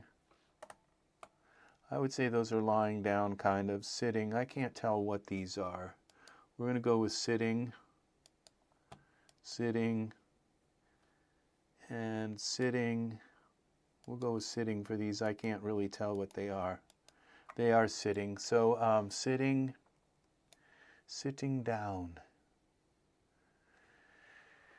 And then we go here for laying down.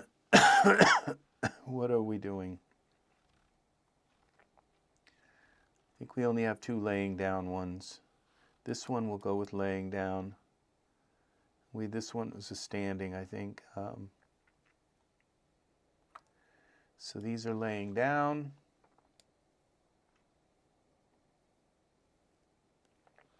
And this one and that one is standing. Oh, that one's already in there, but that's okay. So,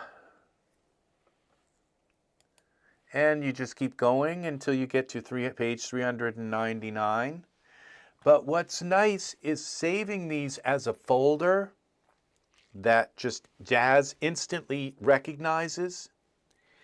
That is the thing that right there makes, so it's like your data isn't locked up in this user data kind of thing where one click of the button and your data is gone. All of your curation, you have them in folders that you can put on your backup drive. These are all standing. Standing. That one's standing. Standing. That one's standing. That is the thing, is just being able to go through them. Now, I missed these. I don't know why I missed them. Those are standing. All right, here. And we have sitting. We'll throw that one in sitting. Some of them aren't like that. We're going to go with those in laying down. We'll do these in, those are sitting, but we're going to do those in laying down. And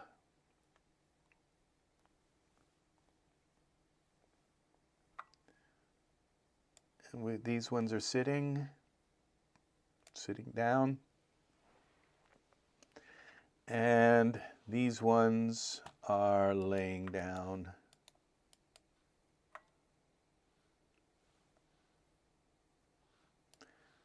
We'll do that. They just seem a little more romantic, so we'll go with the laying down for those. Now you just take and go and say, okay, I need a standing up couple pose. Here we go. There they are. There's 3 pages so far. And these are laying down. And these ones are sitting down. So this right now, like I'm saying, this program, except for the export right now, is working. These, and when I go back out, and that's the thing, is like, does the program remember what I just did? You come back and it's like, where are all my edits? They got lost. Does it remember what you did? That's the thing, is that all of this has been tested. So to make sure, so it's still kind of in a beta form right now, but there they are. Okay, sitting down, laying down. I think it changed the change the order of the panels, but other than that, load in. Here's your standing up poses. And I can just use one of these on him. Okay, Genesis 9. I don't have him selected, but let's select him now. Yeah, and they're kissing. It's like she's not here. So, but yeah, they're standing. Yep. And let's see, laying down, right click, load in. And, well, he's laying down now. It's like, where did you go? She was here a moment ago. I don't know where she went. So, yep, that's that. That is how you do it. So this is EzFinder, and it's going to either be sold in the Daz store as soon as I fix the export, or it's going to be sold at some of the online software. It's probably not going to be sold in the Windows store. So it's just because it does work outside of, it works with other file systems, and also it's not like just an app that does its thing and that's it. So it helps you curate your Windows, your items that you've purchased. It helps you find them. It helps you organize them so you can use them, and that's the big thing right there. So the trial version's only going to have 5 of these folders. 1, 2, 3, 4, 5. Okay, and so you can put your your figures in one. I mean, this one right here is the biggest one to me. Is like to come in here and see this people, like my Genesis 9 figures, like bam. There's my Genesis 9. Well, these are actually everything. I could just create one with just Genesis 9. Because this right here gives us our Genesis 9 figures. So we just go here and we go add a folder. Okay, folder, rename.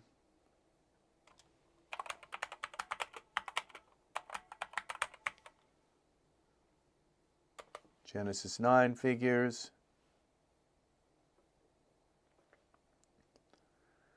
Okay, and come here and we change the color. Let's go to like a really light green, and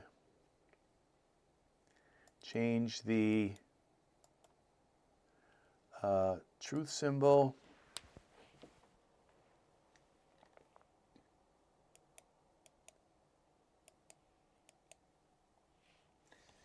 Something in here. We'll go with that. Okay, and then see, these things are still here. Those are still there. Okay, Genesis 9 figures. So we go now to people. Genesis 9. Now these are my Genesis 9 figures.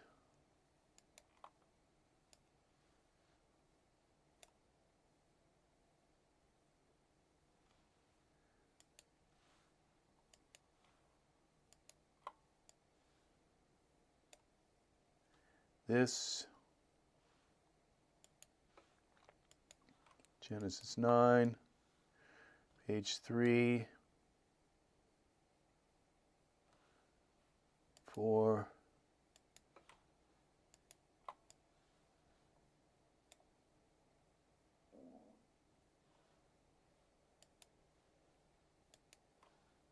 5. These are already in that other folder.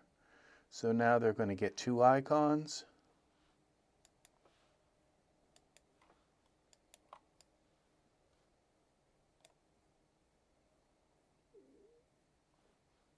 Six, 7. There's Arno.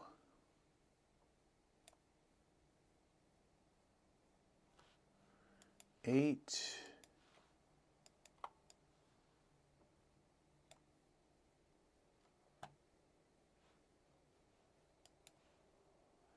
9.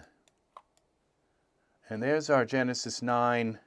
So she's here. I mean, our regular Genesis 9. So they're both here. That was something that was worrying me. It's somehow she got moved to the last page. But she's still here. We go to page 1, and the dev load is right here. So everything you need kind of is here. Is Wagner. This is amazing. So now I don't have to go in here and find that. It's just in here in my Genesis 9. Load. This is all 9 pages of my Genesis 9 figures. See, this is so just Genesis 9. All right? See, so it's curated in a very amazing kind of way. Go to page 1. Go to page 9. There's this. So, yeah, this is very, very, very cool. So, yeah, this I'm thinking of $60. $60 for the program, and what that will do is and see, I was making Easy HDRI. There was Easy Skin. Okay, now like you go in here, the skins, 9 skins, inject. All right.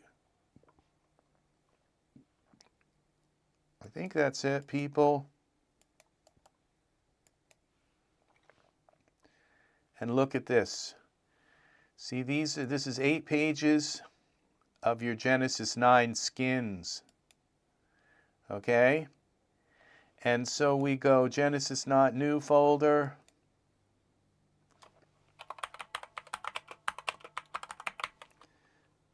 All right. There we go here. Let's change the color to something like this. All right.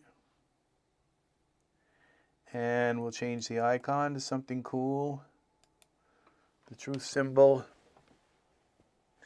Now, I think I already have something for skins, but let's go with that. Oh, it's just a 0. All right, let's, it doesn't look like it worked.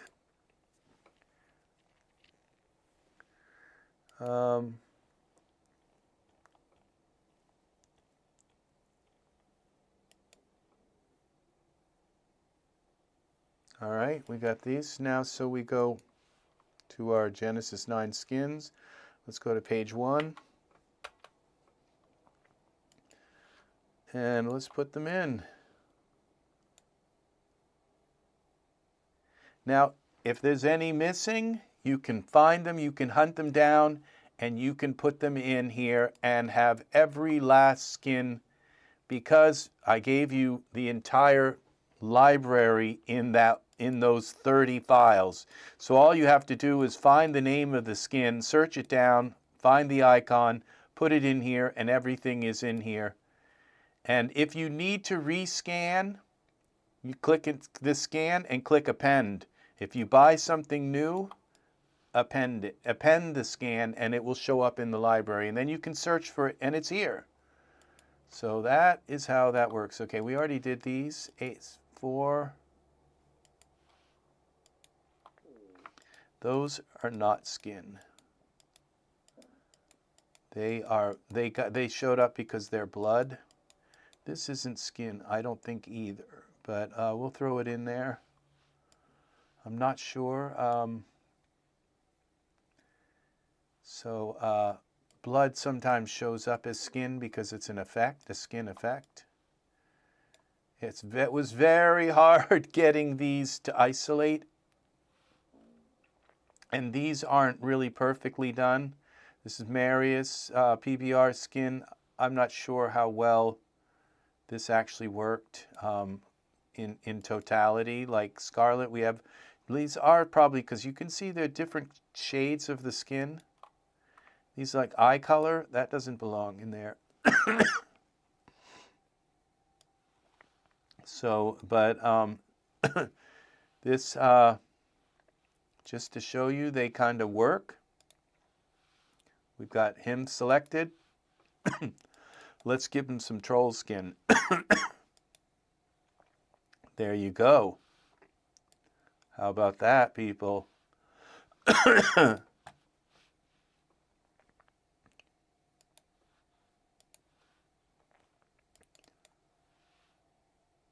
There you go.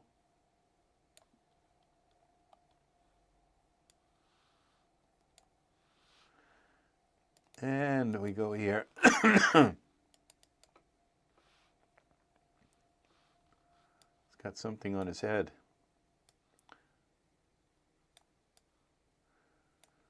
Let's go to iRay. See what it looks like. Yeah. These are full total skins, including the eyes. All right. 7. Up. What happened to our...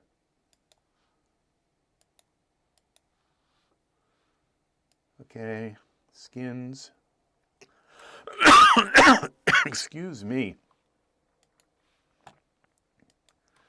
And I don't know that these fiber mesh, let's try these. These are definitely not skin. Okay, so, but let's see what that did to him. No, those don't work. So I don't believe these are all the skins, but now let's see what this does. That did something. No, it did something. It may have changed him to like being glossy or less glossy, but it's not a full skin. And that's what this folder is supposed to be, is full skins. Now there's also a really cool search you can do. If you clear this out, you come in here and you go LIE. Search. Come back. Out of 100 pages.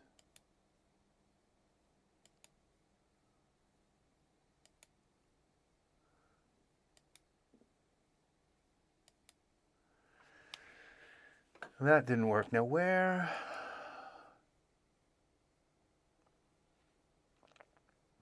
We got Genesis 8 male skins, other skins. Okay, another one is utilities, and these are my utilities. Okay, I think if I go maybe to the library, how did I find those?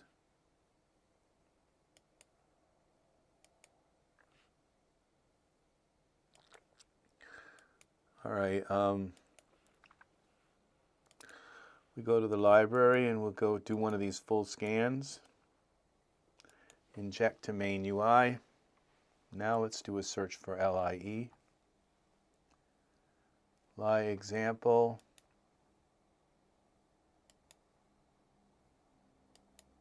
It's only 3 pages for that, so there's no lies there.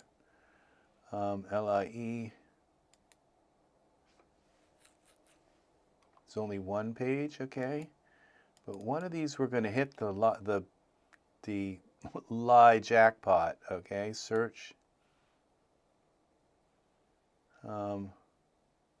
ALIE, alien. All right, so it's working. All right, so this,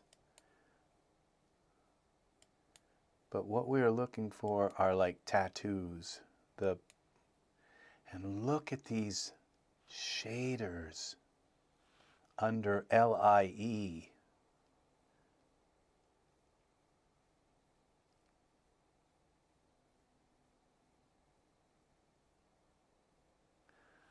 All right.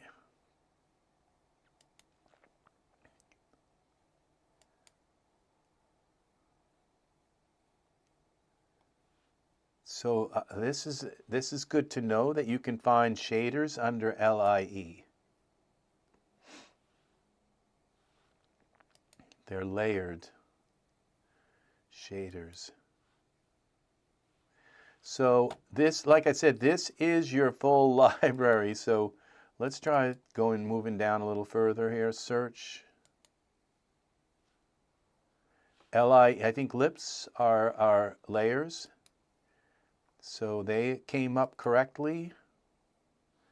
All right, let's go down a little further. 13. LIE. Ah, here we go. These are,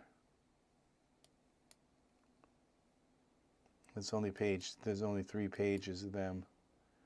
One of these you're going to go in here and just boom, everything is going to be here. All your tattoos.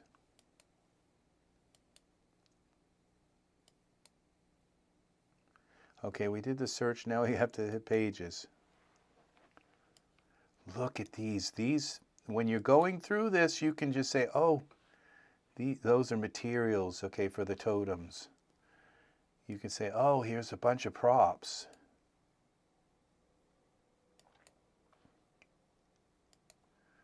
Let's go down to the one here.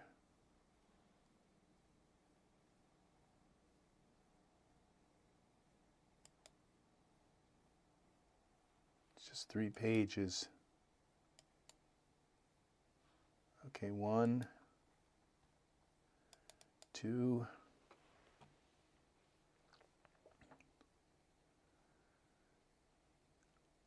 LIE, 5. Now these are props. Let's throw them in our props thing. So as we start going through these props, look at these.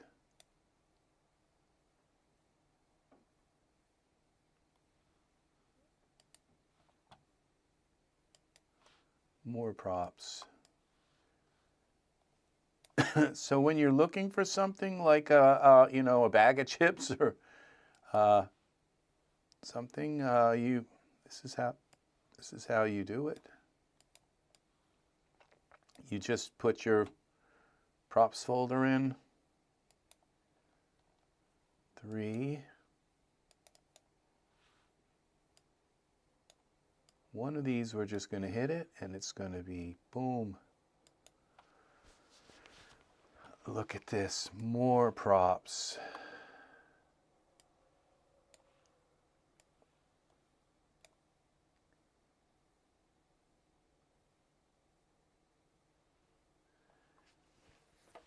And through here,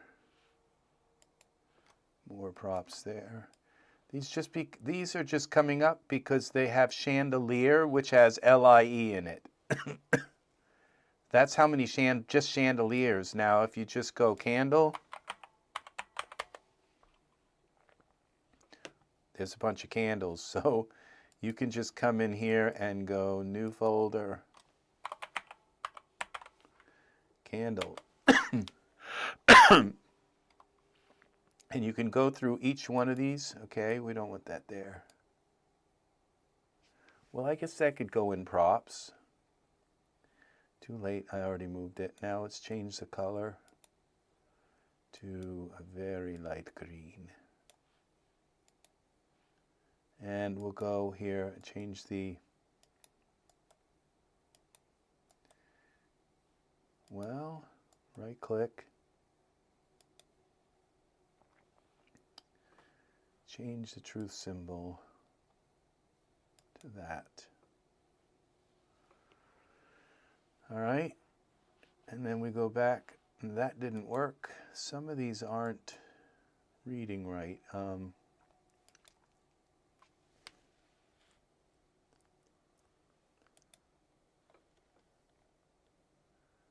And we'll go with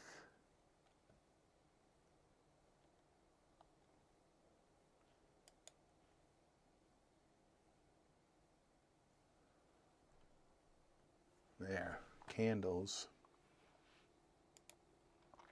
What was that, 3?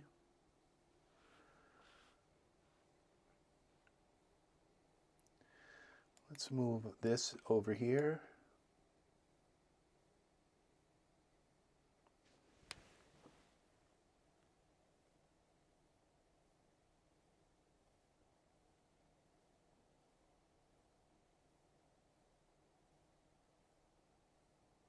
Come on.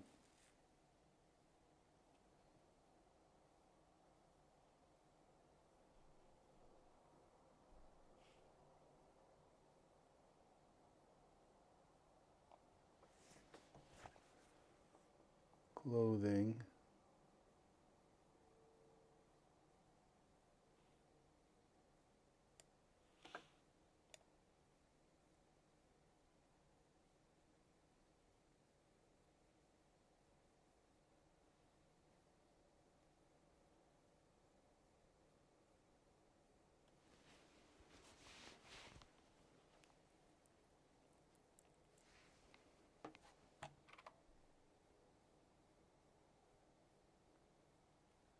Let's move everything into this one.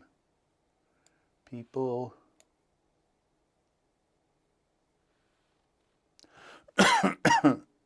Clothing.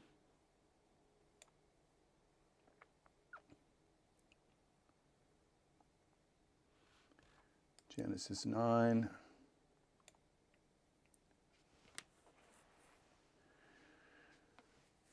And Genesis 9 here. Skins. And then we can get rid of these for now.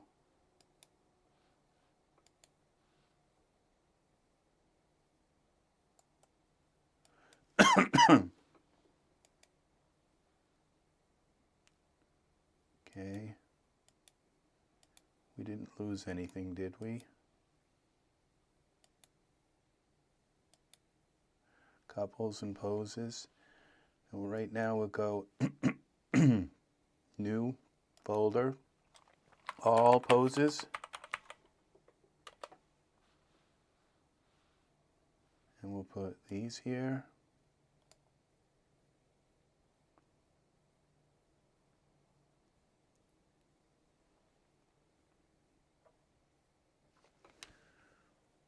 Again, this, to me, I think of these as being temporary, that they're not necessarily the place to get your, that what you do is you export them into folder structures, and you can use them right in Daz. So you export this and that and this. So we haven't done anything with these poses themselves, but we did do a lot of couples. We put them in here.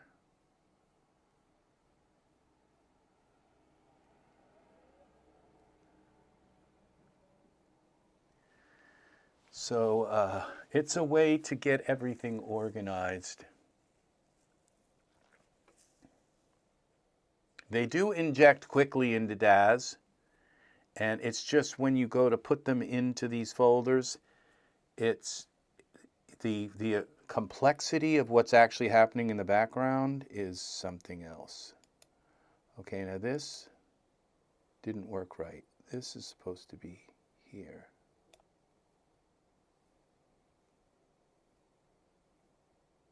I think it is. Yeah, it is. They are there already. Just the way it looks doesn't look right, but they are.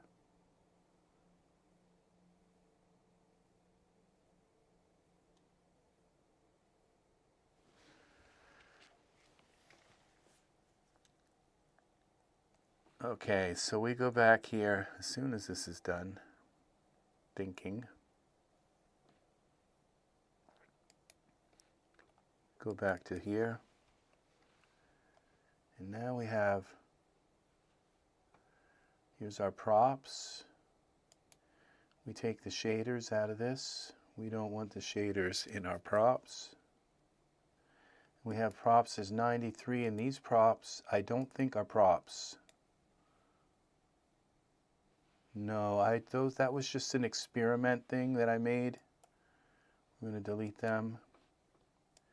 was just kind of put a bunch of stuff in a folder. Now these are my utilities. Okay, forest, that was just a test folder. We'll leave candles. Okay, so we'll do search again, this library for candles. Okay, what we do, well, those can go in. Now what we do is we take this, bring this over here, and this here. These are candles. They can go in candles. And so you go through all 30 of them and just type in candles. Go through one. Search. There's some candles.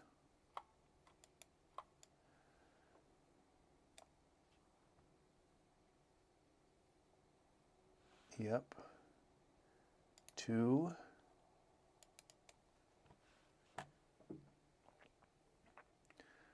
Search. There's 5 pages of candles. I went on a candle thing, yeah. So it was just like, I couldn't believe that you could make 3D candles and they actually put off light, you know? It's like, I was just like really amazed by it. Candles. As your things grow, and you see this, I told you, this finds everything. So anything with the word candle, and you might want to look up tapers, you might want to look up flame, you know, because you'll find that some artists, they don't call them candles, they're tapers. And so now the only thing this program, okay, that's just out of collection 1 and 2. We had 259 candles. Now this is collection 3, search.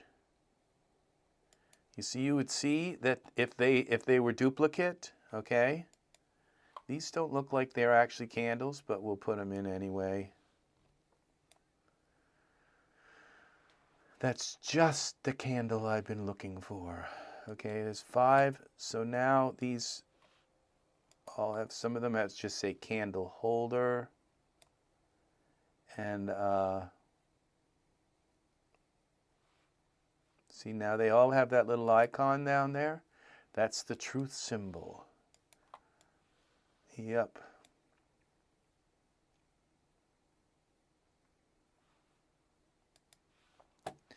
So this is how, and so when you want to find things, you're not spending time and then giving up because you can't find it, because every candle you own is in one folder called candle.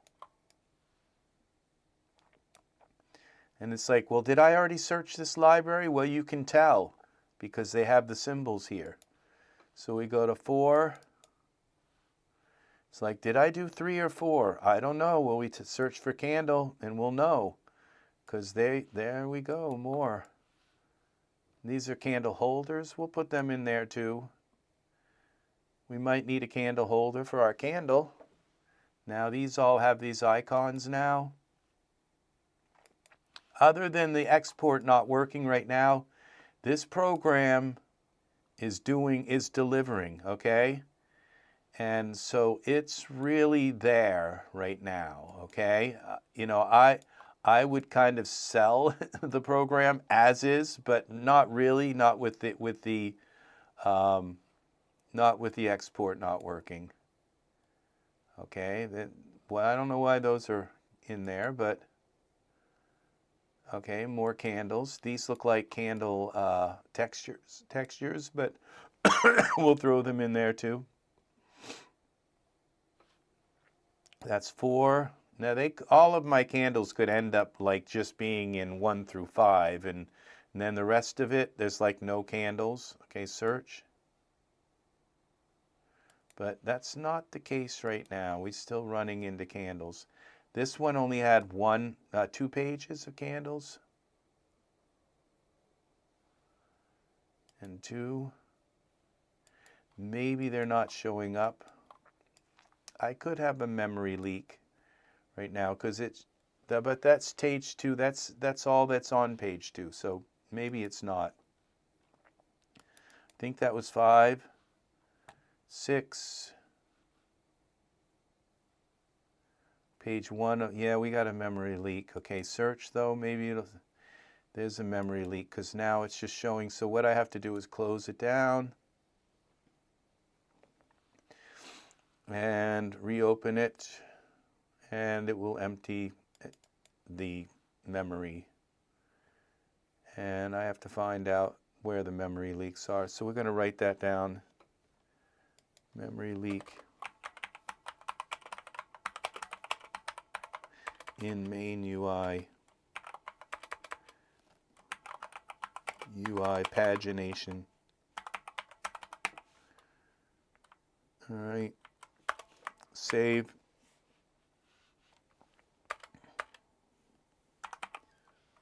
Save that. All right, so now we just go back to our library thing and we go to 5 and they'll all load again. 6. 6. They'll all load again. And now we go candle. And we open this. Actually, it's kind of weird because there's just not that many candles here. Let's go to the organizer and members where you had your organizer. 6. There's only 1 page of candles. Like I said, all the candles could end up being like 1 through 5 or something, or 6. And there's no more candles in the collection because you're getting into clothing and characters and other things like that. Candles, search. See, there's no candles in 7 or 8. Let's see. Candle. Not a single candle. Not even 1 for 9. So yeah, you might be in just a different part of the library. So search. Nope, no candles. Let's see, 10, 11. Search, now we're in clothing. Oh, but we have some candles here. We don't want the poses. These are candle textures, okay? So that's something to think. This is a candle holder, candle, and then there's a candle textures. You can change the look of the candle. I need to have like a thing up here that just tells you like what library's loaded. Excuse me.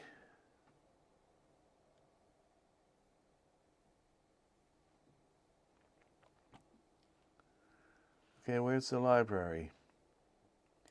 There's a horrible memory thing leak here. Let's see, 13.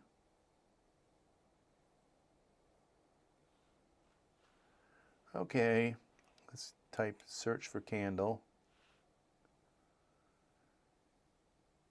No, see, there's no candles in this because if I go back to like where there was a bunch of them in like everything 1.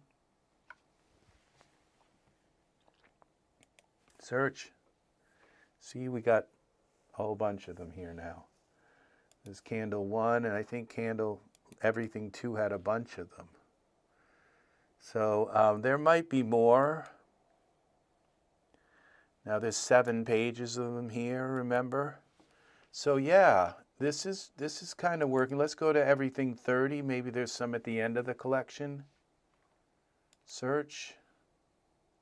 There's a few. Put them in there. Now we have 704 candle items. And let's go to try 29, just see if there's something in there. You know, this, you would be methodical. You know, there's a candle, some kind of candle, something there. It's a texture for a candle. 28, we'll just go one more. And search for candle.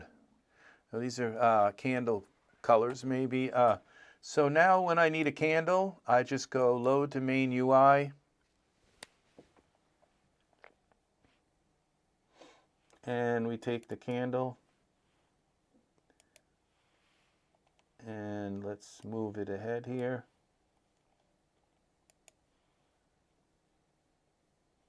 Parameters.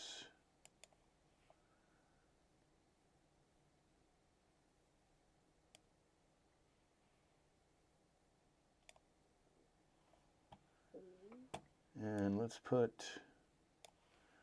a plane in here. Let's put some kind of... So, but that's pretty cool. Just there, that alone is pretty cool, actually. So, levitating candle. So, I guess that's going to do it for me. We got our audio to work, and it's working okay. Everybody's left. So, I hope I will see you again in the next Ez3DTv tutorial. I will have a link for this when it is available. It's either going to be in the Daz store or it's going to be for sale. And online, we'll see what Daz says about it. If they're going to let it, let's see, let's put a plane here. Plane and size 15. All right, let's put our plane here. Let's move our guy up here. Let's select our plane. Let's come back to here. And let's go back to our shaders now.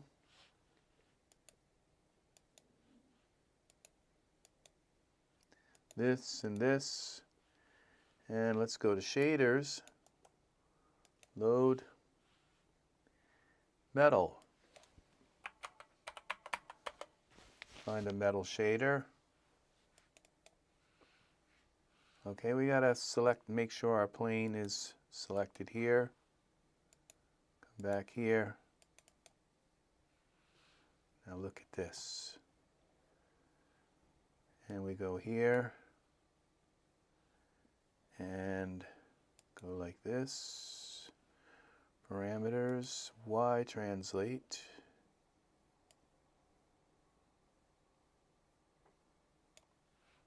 Like that. And we go like this and like this. Like this. Then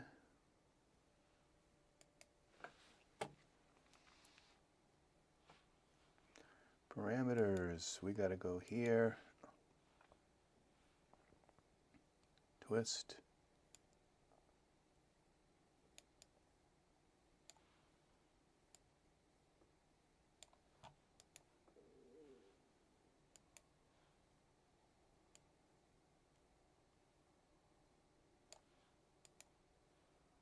and we go save this as Mesmer. And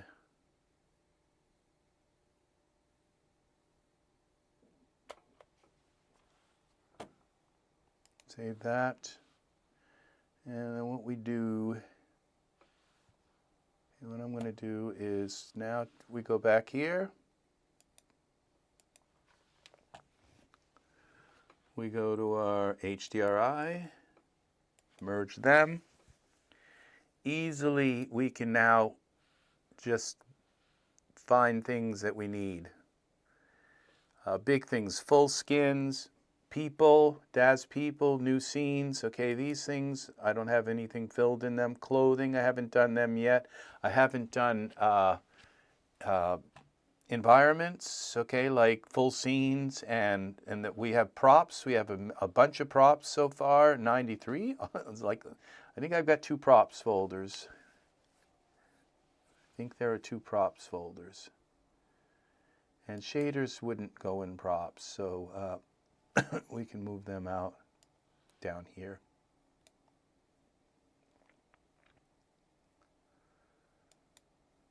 Okay. We have skins, we have clothing, we have people, and I think I have 2 things of people. We got, we want Genesis 9 people, okay, Genesis 9 figures, and then we have people, which is like everything. So we go now to our, here. We loaded our HDRIs in here. We can go like this, like this. Now we can just look through our HDRIs, say let's do something kind of warm.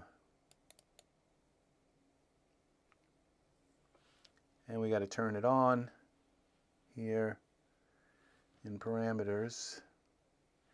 No, that would be environments. There it is. There's our Mesmer. Let's give him some hair. We haven't done hair. Okay, that's another one. Hair. New folder. Hair. Where did it go? Right there.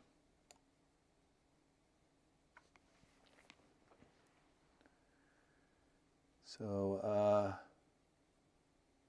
hair. And we can go into here. We might be able to find hair. No, we already did this metal search. Okay.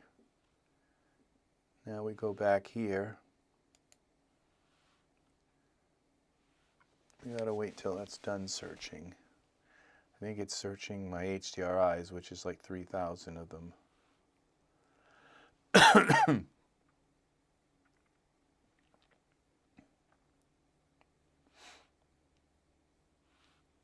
Okay, here, maybe not. Maybe I cleared it. I don't know if I have hair in quick access. Let's see. No skins, no clothing. Let's see what we have here.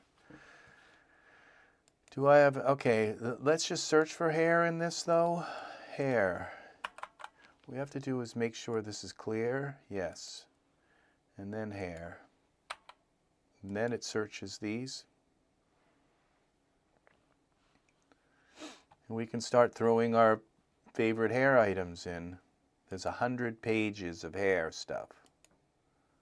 So it didn't really isolate it down to the kind of hair that I want, but once you have the folder made, you just want to then add certain things in that you need.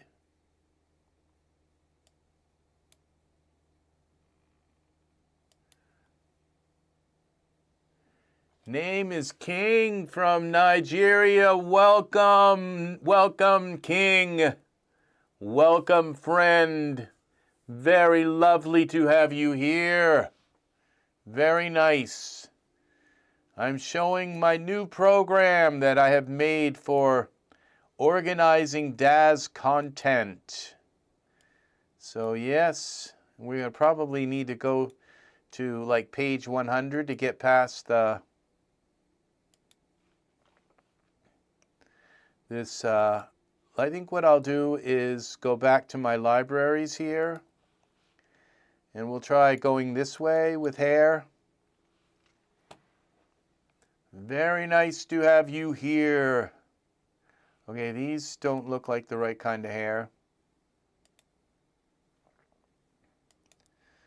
So for, oh, there is some hair here, hair colors.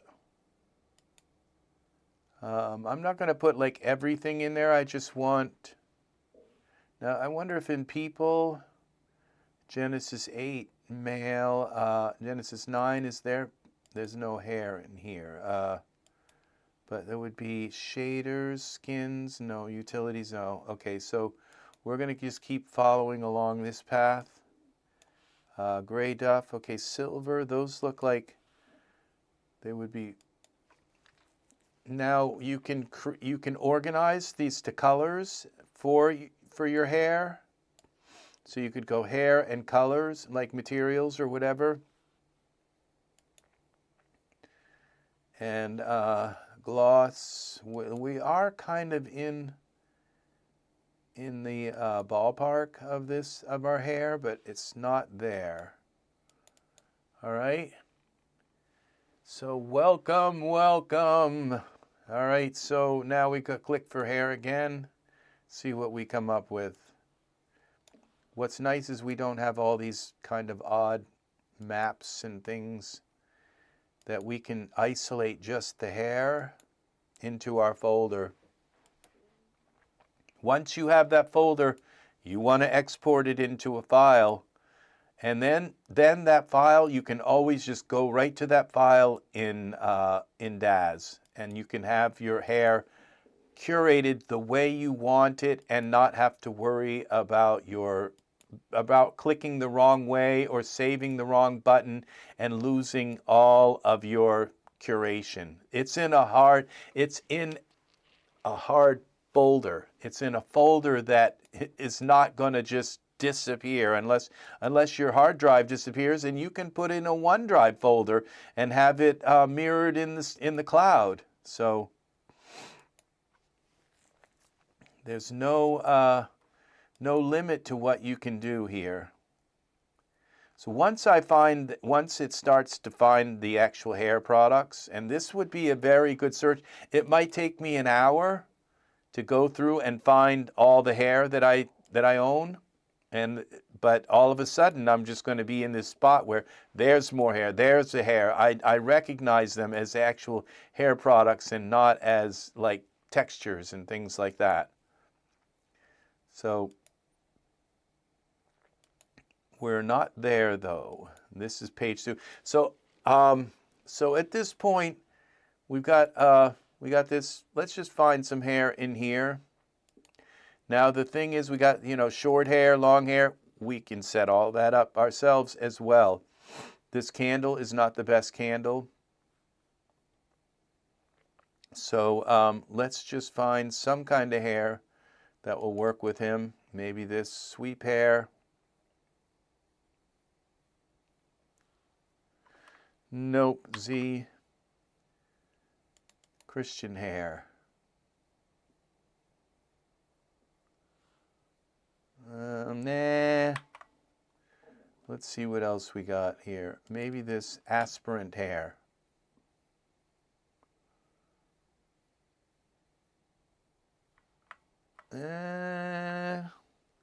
Maybe if it was dark, but it's kind of weird.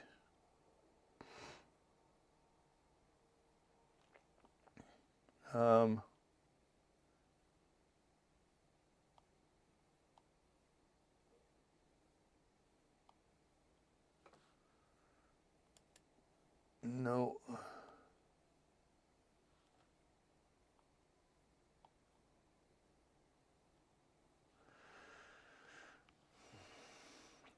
It's nice. Daz does a good job, but it's like, I'm not sure I would have all of these hairs in one folder. That's the thing. And it's like, well, if you don't want them all in one folder, tough. You have to you can edit them, but it's not that easy to do. Okay, so we'll give him that hair, but the candle has got to go. So now I wonder where I'm going to find a candle. Maybe in this folder here with 700 candles. So here we go. Let's try this one. See what this looks like. Plain candle. Like a candle in the wind.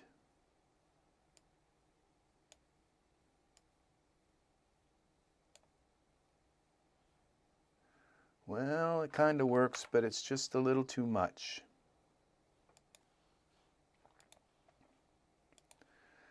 We want a candle that's really very realistic looking.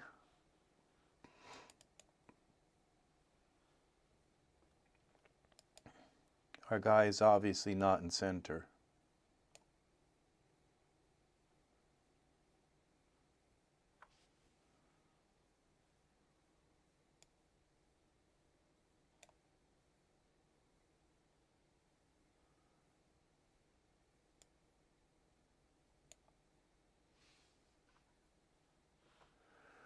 Okay, we go like this.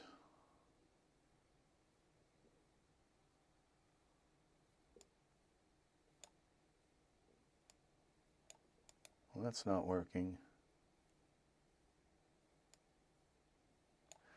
Okay, I'm not messing with that.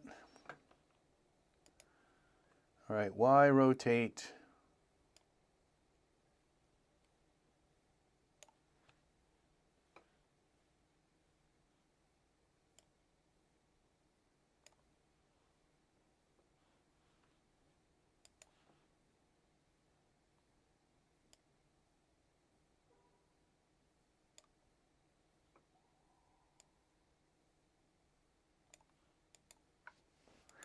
Okay.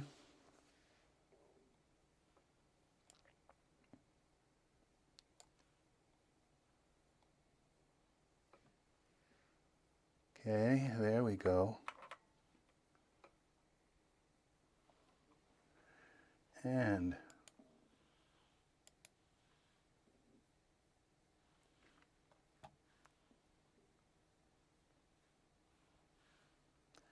smoke. So that's another thing, smoke rings, VDBs. We go here. I used to have a full search and I got rid of it. I should not have done that.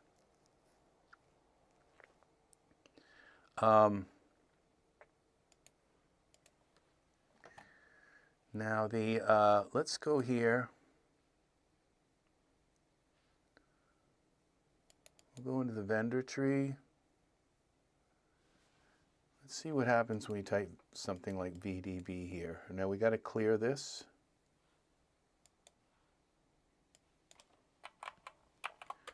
Which one is going to give us the search?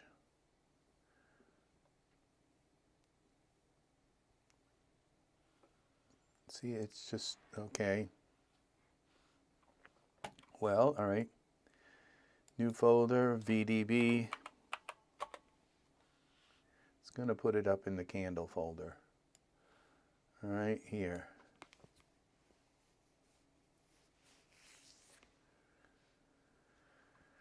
Let's go. Where's our V? There it is. Let's change the icon, truth symbol, to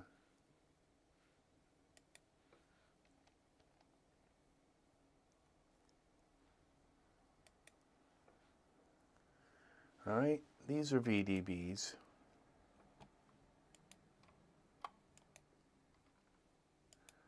All right, we're going to throw that in there. This looks like it won these. VDB wizard, I don't know what that is, so we're going to just go with this one. This says it's a container. So we'll throw that in there just for the heck of it.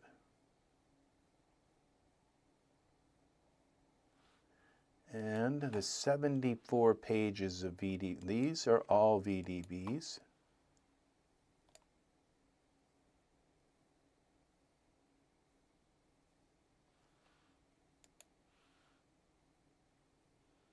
These are as well.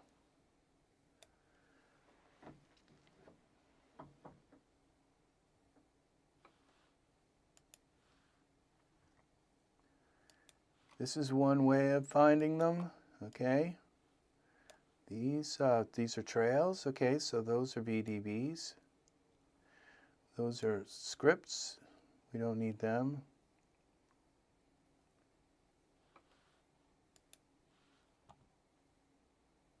Okay. These I think are VDBs, but I'm not going to go with them right now. I'm looking for a different type of VDBs. These are VDB materials. These might actually, those are MDLs. We'll try these.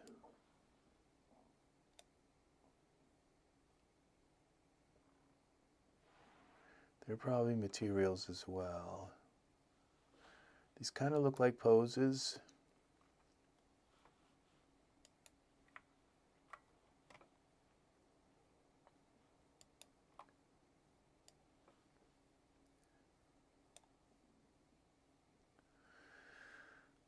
Okay. These look like they might be VDBs too. We'll try them out at some point and see.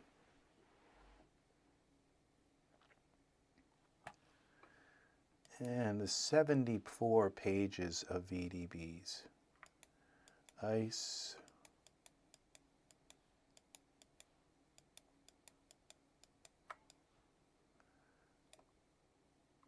We missed the missile one.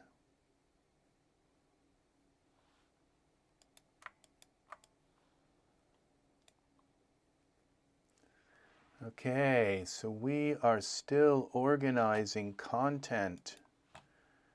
And that's what this is about, isn't it? Is it not?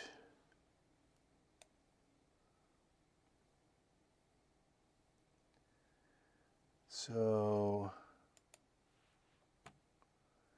I want to get into my other VDBs, but now look at these. These are smoke, eye smoke. From when smoke gets in your eye. Okay.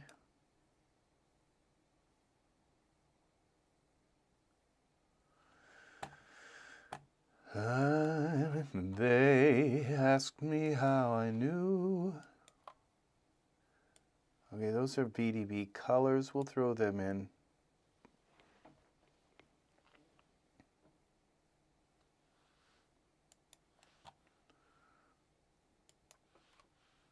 All right, we're going to throw these in too. We're not going to put the density ones in. Open VDB. We want that in there. Okay. These, we want these, all of these.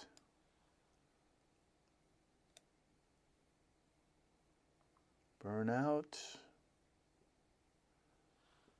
This can go as well.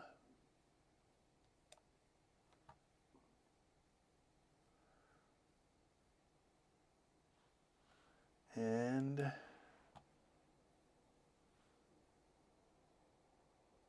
those are not VDBs. These are, though.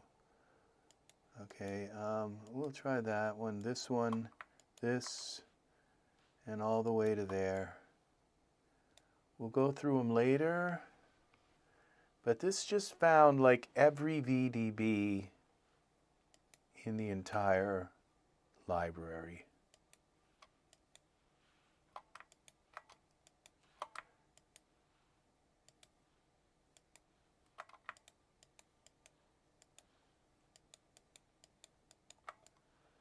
Okay, so I will be going through this and saving this into my Daz library. These are all VDBs.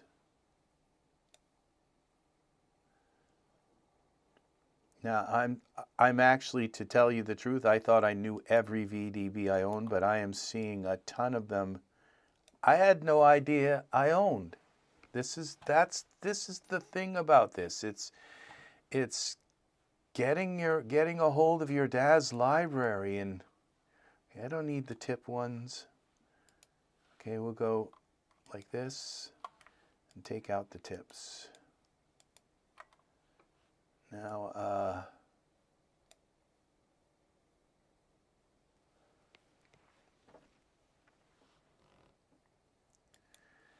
Now this, the program has a redundancy filter. It won't allow redundant names. into your, so it won't allow you to put the same file in. If it has the same name, it will not let you put it in. These are what I wanted right here, these smoke trails. So let's put one of these in.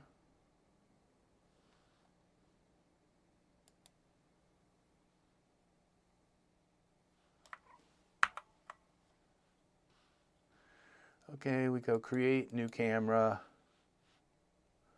apply. All right, I think we got a camera here. Okay, now we can take the smoke trail like this. Oh my gosh! I thought that was going to be like a little smoke trail, but no, I guess not. It's not like a candle trail. All right, we could make it smaller, but let's look for some one that's actually like the right kind of smoke trail. These, we're going to keep all of these. If they say they're VDBs, they probably are. Torch. If they show up in the VDB search, they probably are. Look at these. This is amazing because this is exactly what I want. I want a list of the files, you know. It's not so much the products. Now these are going to be, we're going to get rid, okay, we're going to keep that. Those are containers. This.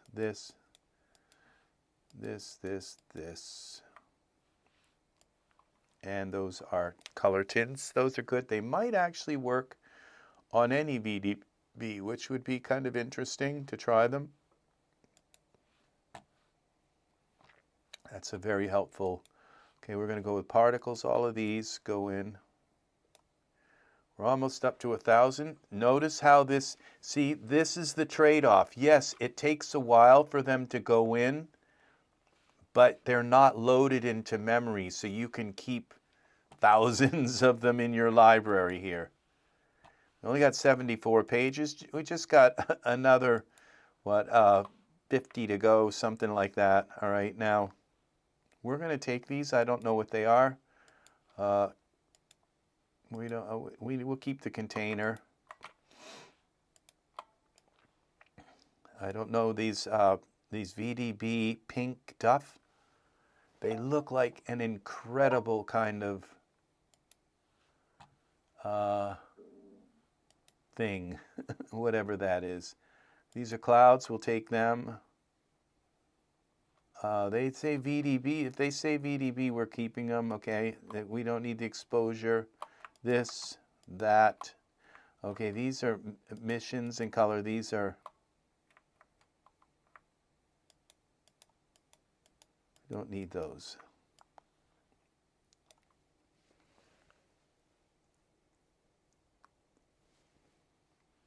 Now,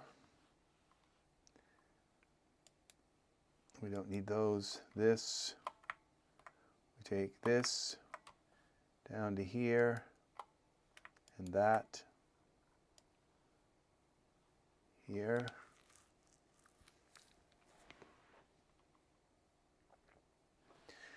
Next page,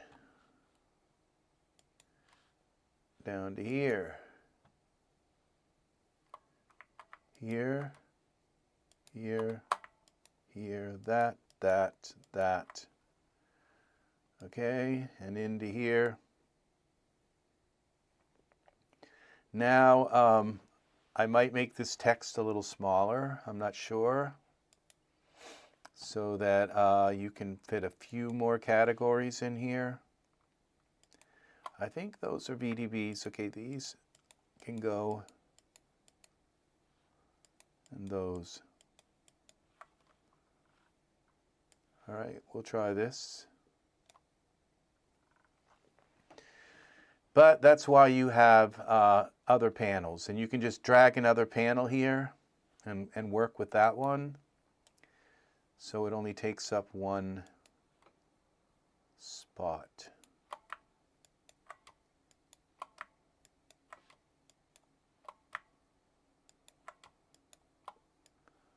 Okay.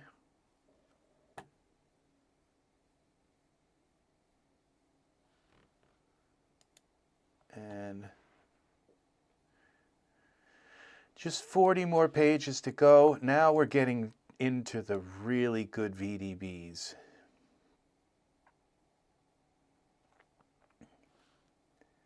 Sickle yield makes some of the best VDBs, I think. Okay, we don't need those.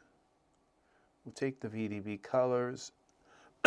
I'm wondering if those will apply to any VDB. That they should, but we'll see. Now these look like our smoke.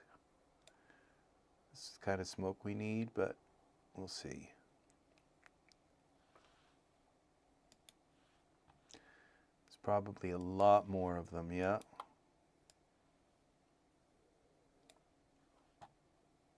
This is why we're doing this. To find our stuff, these VDBs.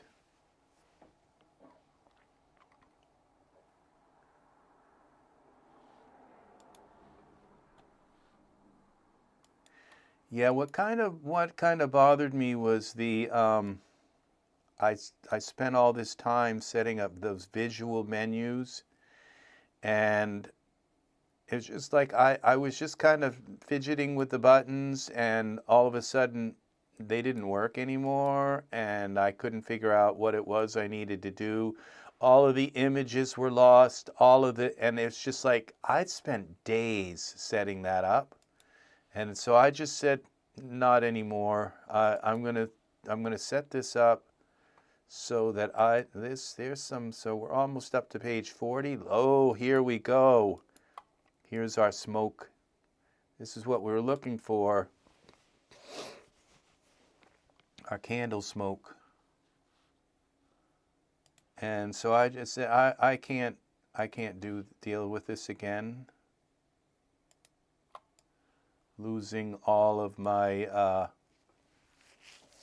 my curation, hours and hours of it, because it's too simple. Okay, this is what we want right here.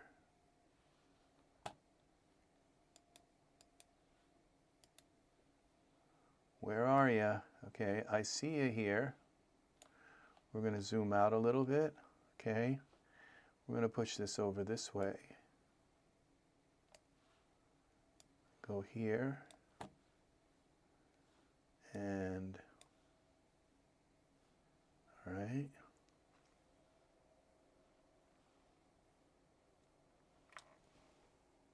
Can we see it in? No, no visual representation in. Okay.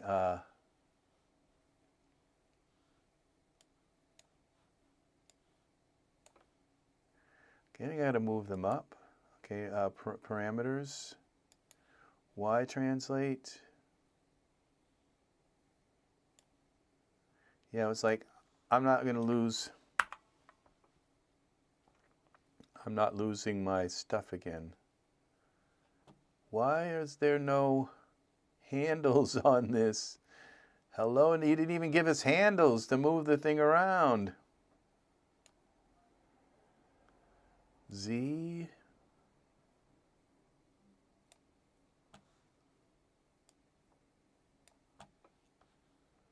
X.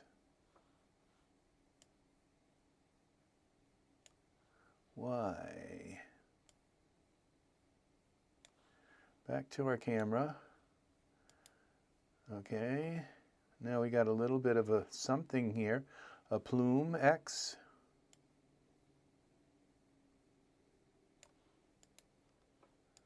Okay, and now we're going to take our camera here, and this is what's cool about this. I can come here and just, okay, now I'm not done with my VDBs, and they kind of matter to me. 60, 70, this is all just numbers here, so we can skip over them. Oh, look what we have here now. More.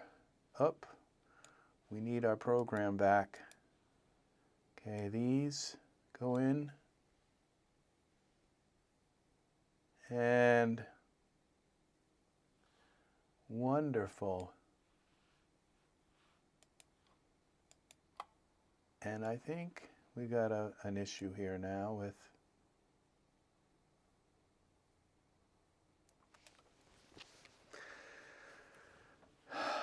the next page will even be fewer. Oh, we're at 74. I must have clicked over a bunch. Yeah. I don't know what these are, but we're going to take them. I think we were at 40, 50, 60, 70, so we just got to go back about 30 pages. No, look at that. Okay, that's 74, 73, 72. These are all, okay, now when it jumps over them, that means they have the same name. Like that, I believe. Or it's a bug in the program, but I don't think it is. Yeah, it means that they have the same name exactly. And hopefully it's picking the right one up. Okay. If not, you'll know when you go to insert it that it's not an actual file, and then you know to look for the other one and switch them. That was one of the limitations of the program, was that we look at these. We have to put up with the naming constriction. One name per item. And I think Daz uses that as well. Doesn't allow you to ever name anything that's already got that name.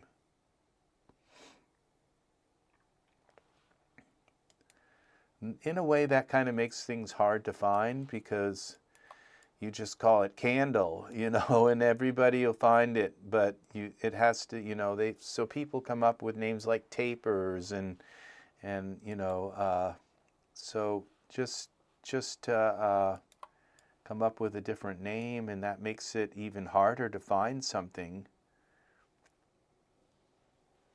Look at these VDBs. I still haven't come into like Sickle Yield's VDB collection. She may not have put VDB in the name. We'll see. These are all new here.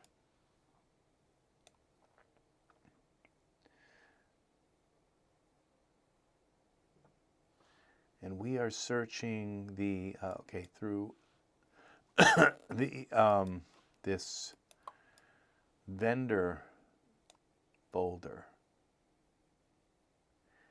and they may be like in a props folder instead.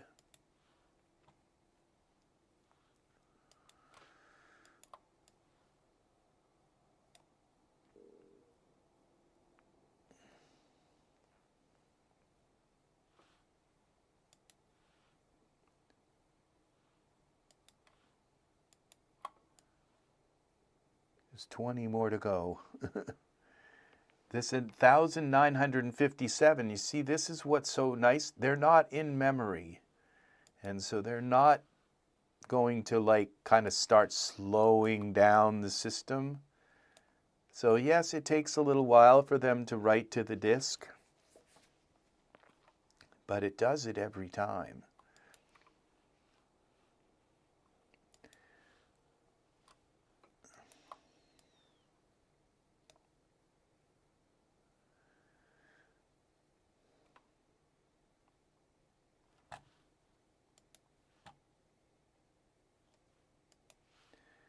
This is a massive collection.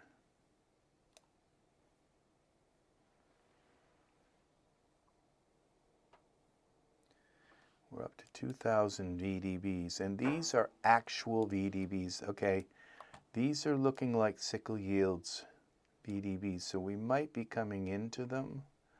I didn't need those manuals. Well, this is what we can do. We can just turn them off. Remove. Remove. Okay, ice block. I thought I already did these, but they may have been textures.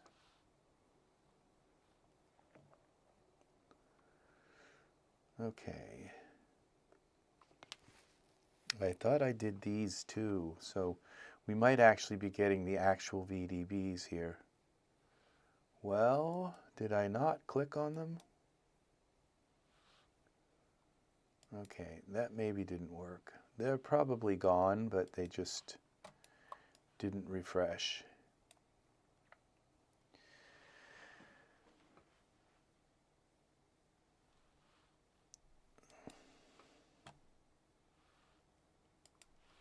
These are the magic VDB effects.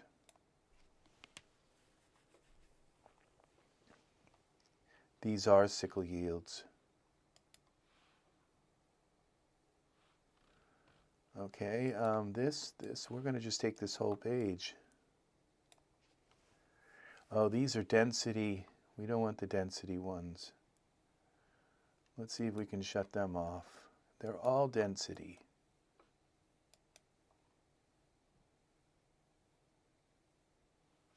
They probably removed them, it's just not refreshing. I think if I wait long enough, they will remove.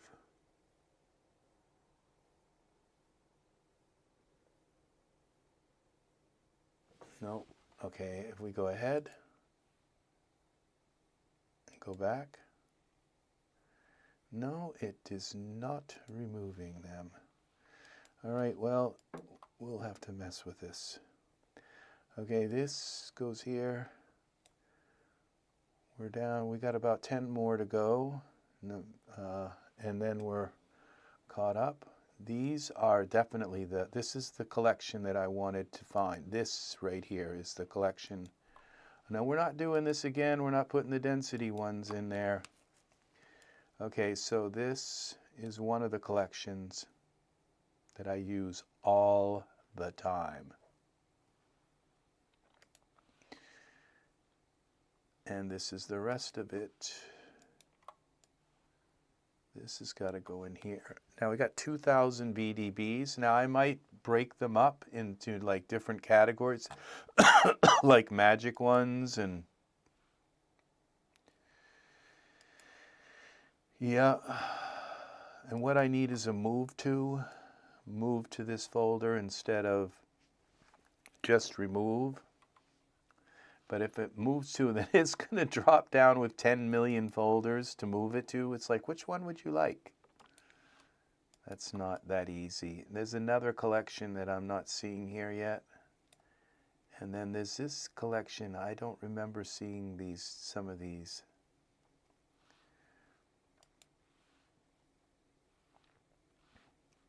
Okay.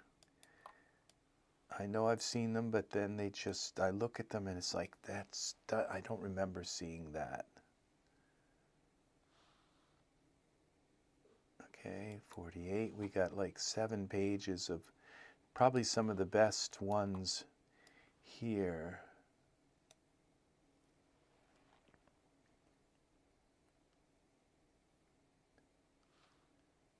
Nice. Look at this.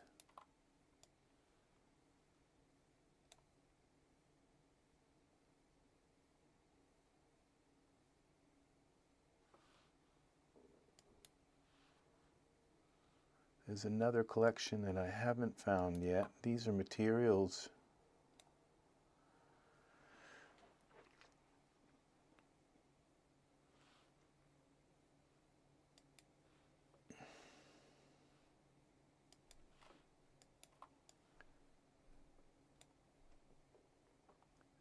I probably found it and didn't realize I did. No, I don't think I remember seeing some of them. So there's another collection I'm looking for, and it's this.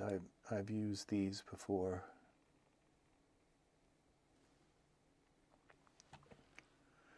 Okay, and oh, these ones already have symbols.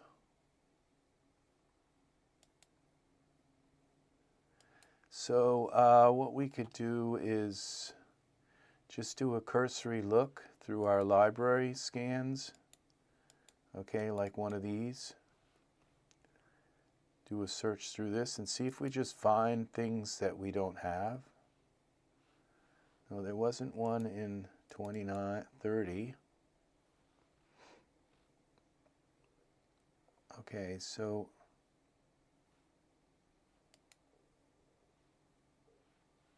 these ones we already have. 27. Okay, let's clear the UI. Try 27 again.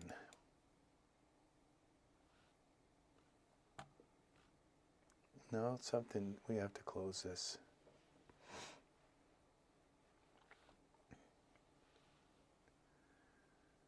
Let's take our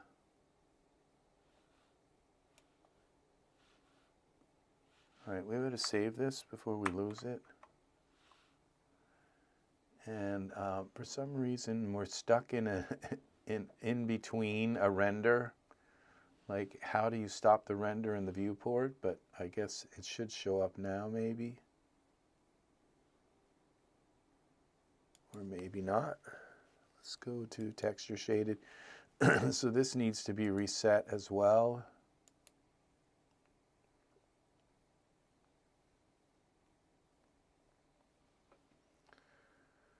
Back to iRay, and it's not, doesn't seem to be doing it. Let's see. There we go. It's still not rendering. It's one of those weird situations where the render just doesn't want to work. Let's take the smoke trail, edit, duplicate. Let's move one over here. What just made that move? Okay, it must have clicked on his head.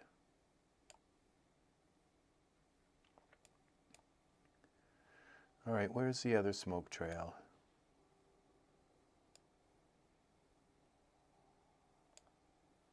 Z.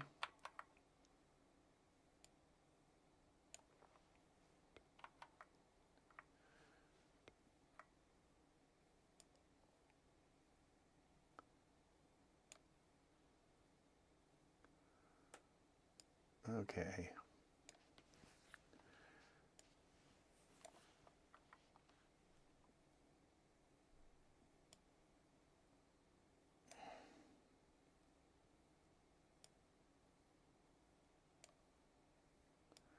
There's one. Not perfectly there, but this one definitely isn't.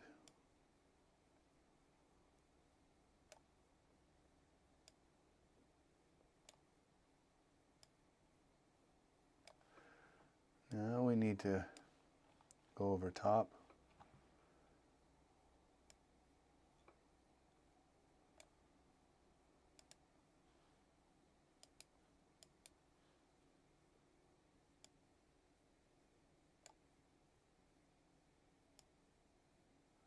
We'll go straight down from the top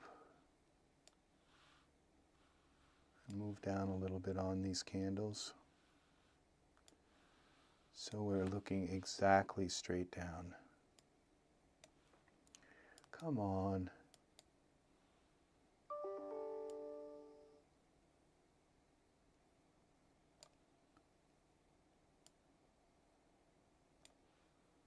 Two.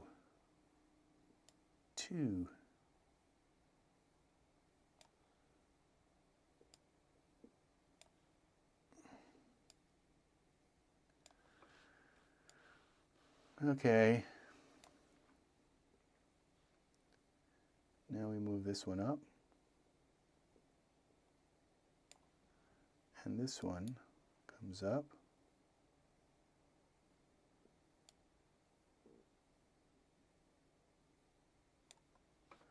Go back to our camera. They look terrible.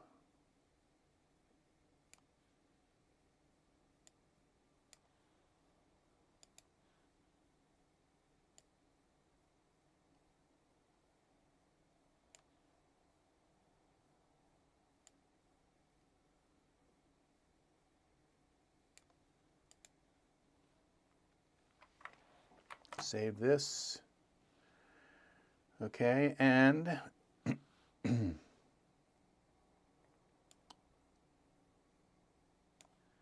we take our man here.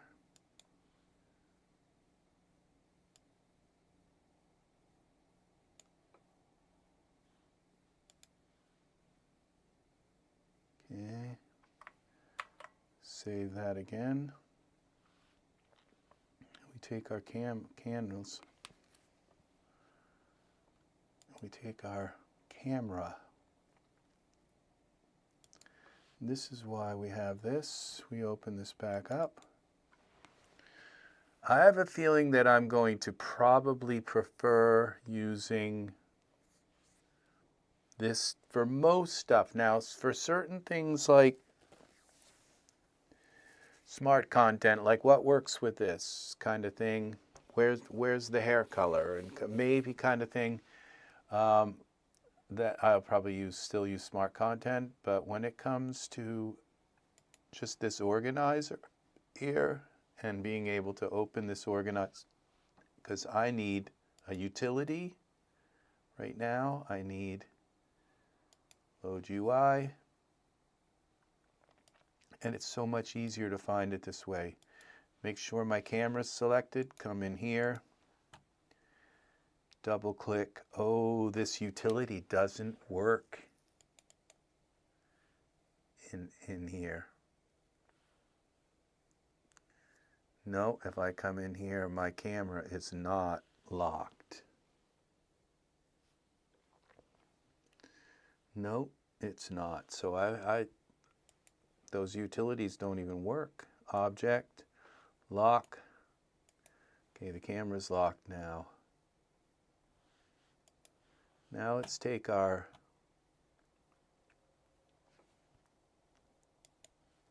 HDRI and let's just play around with it a little bit.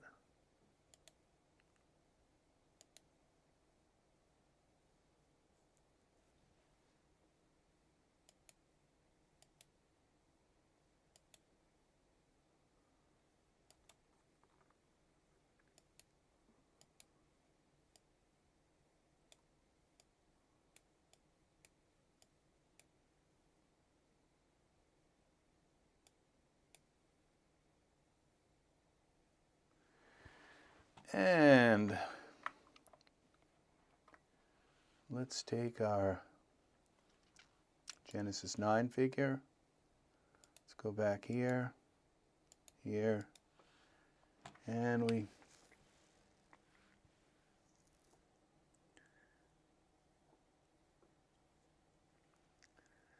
where are our skins?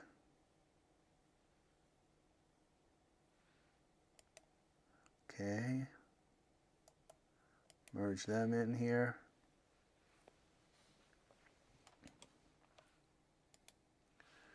Come back.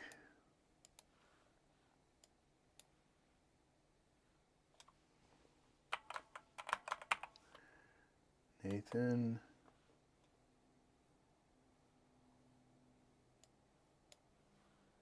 He's not in the skins folder. We don't even have his skin here. So it's just all the more. Okay, let's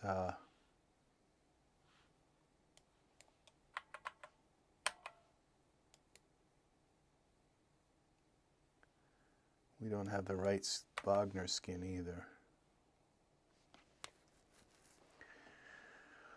We clear this and we go here. Nathan, search. Oh, we have to load.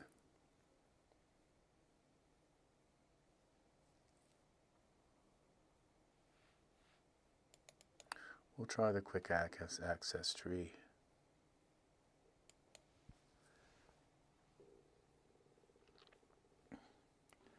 Okay, library browser. We used to have a search in here and it's gone.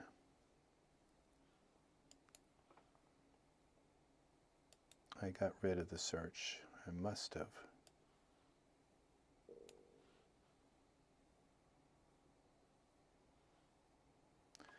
I don't remember getting rid of the search.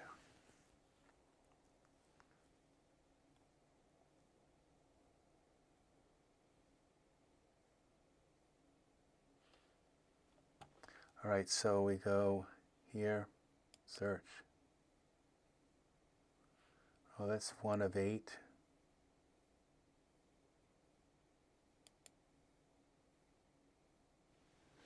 And I will bet you I'll find all of Nathan's, his full skin in here. All right, this is one we want to make sure we have. All right, see it's not in there. So we take this guy, we want that in the skins. I'm quite sure he's a 9, oh, he might not be a 9 skin. That's why. There is Nathan. Full skin.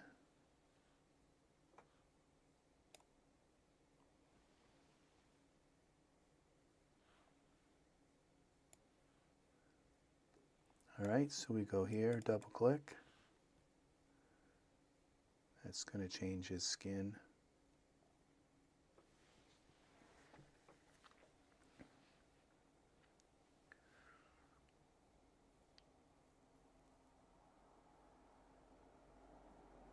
That is, I think, better.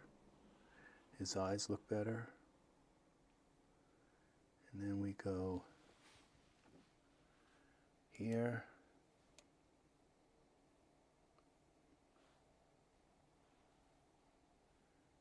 Smart content. I haven't done close yet. So we go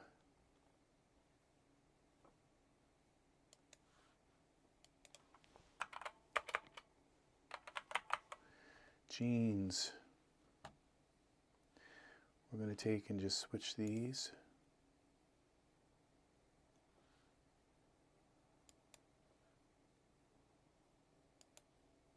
We'll take a guess. No, well, they kind of maybe did. All right, where's jeans? Street jeans.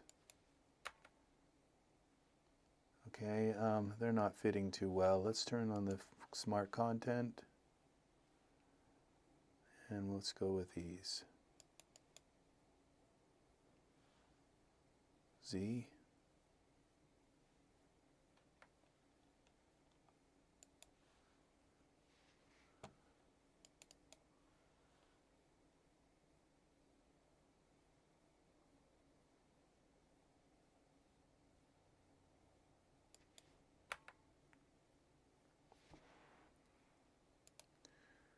There we go. Now I gotta see if these jeans, they look like they've got, his skin is poking through. No, maybe not. They're just like tie-dye kind of thing.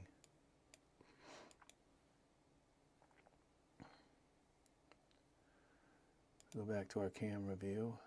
All right, save this. Those candles, they're kind of nice, but they don't.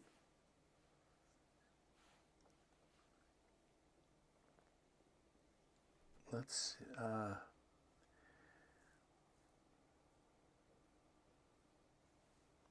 I bet they're not even I-ray. They must be if they're putting out light.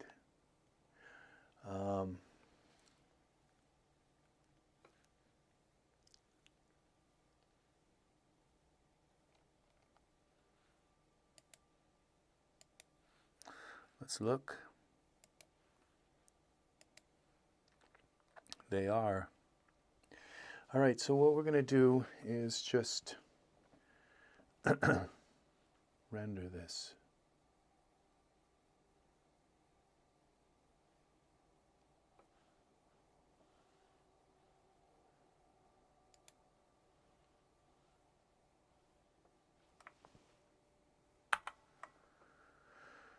Parameters, bend.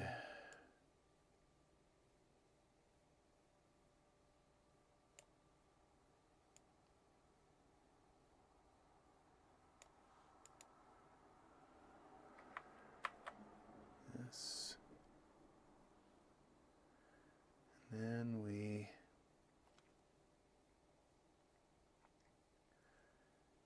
go to our render settings. I always try to make a scene on these. So we go here, And we go to this 1920 by 1080, 4K.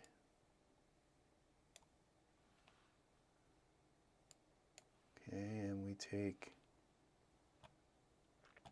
this, unlock our camera, edit, object, lock, make this like this.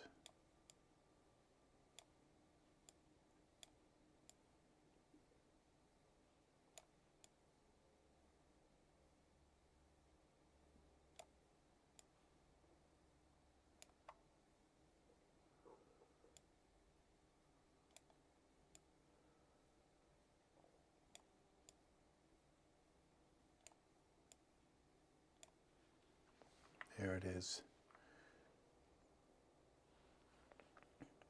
Edit, object, lock. Now we got to select the camera first. Edit, object, lock. And we take this now. Now we go back to render settings. We go to here. Maximum samples, maximum time. Save this. Let's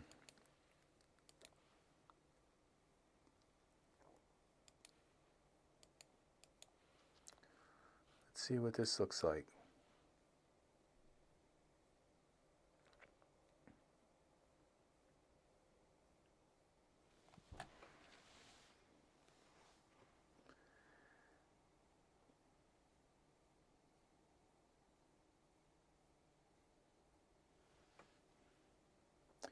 Come on, let's see what we got.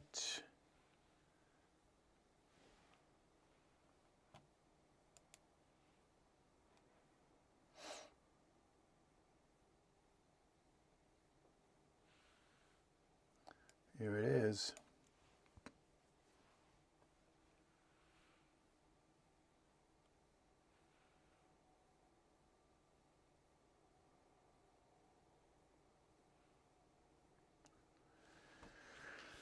All right, we let this render for a good long time.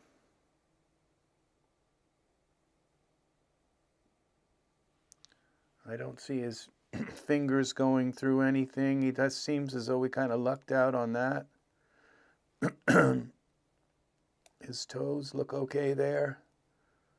So I think we're going to just let this render. We could have given him a belt. But that's that. Could have given him some body hair.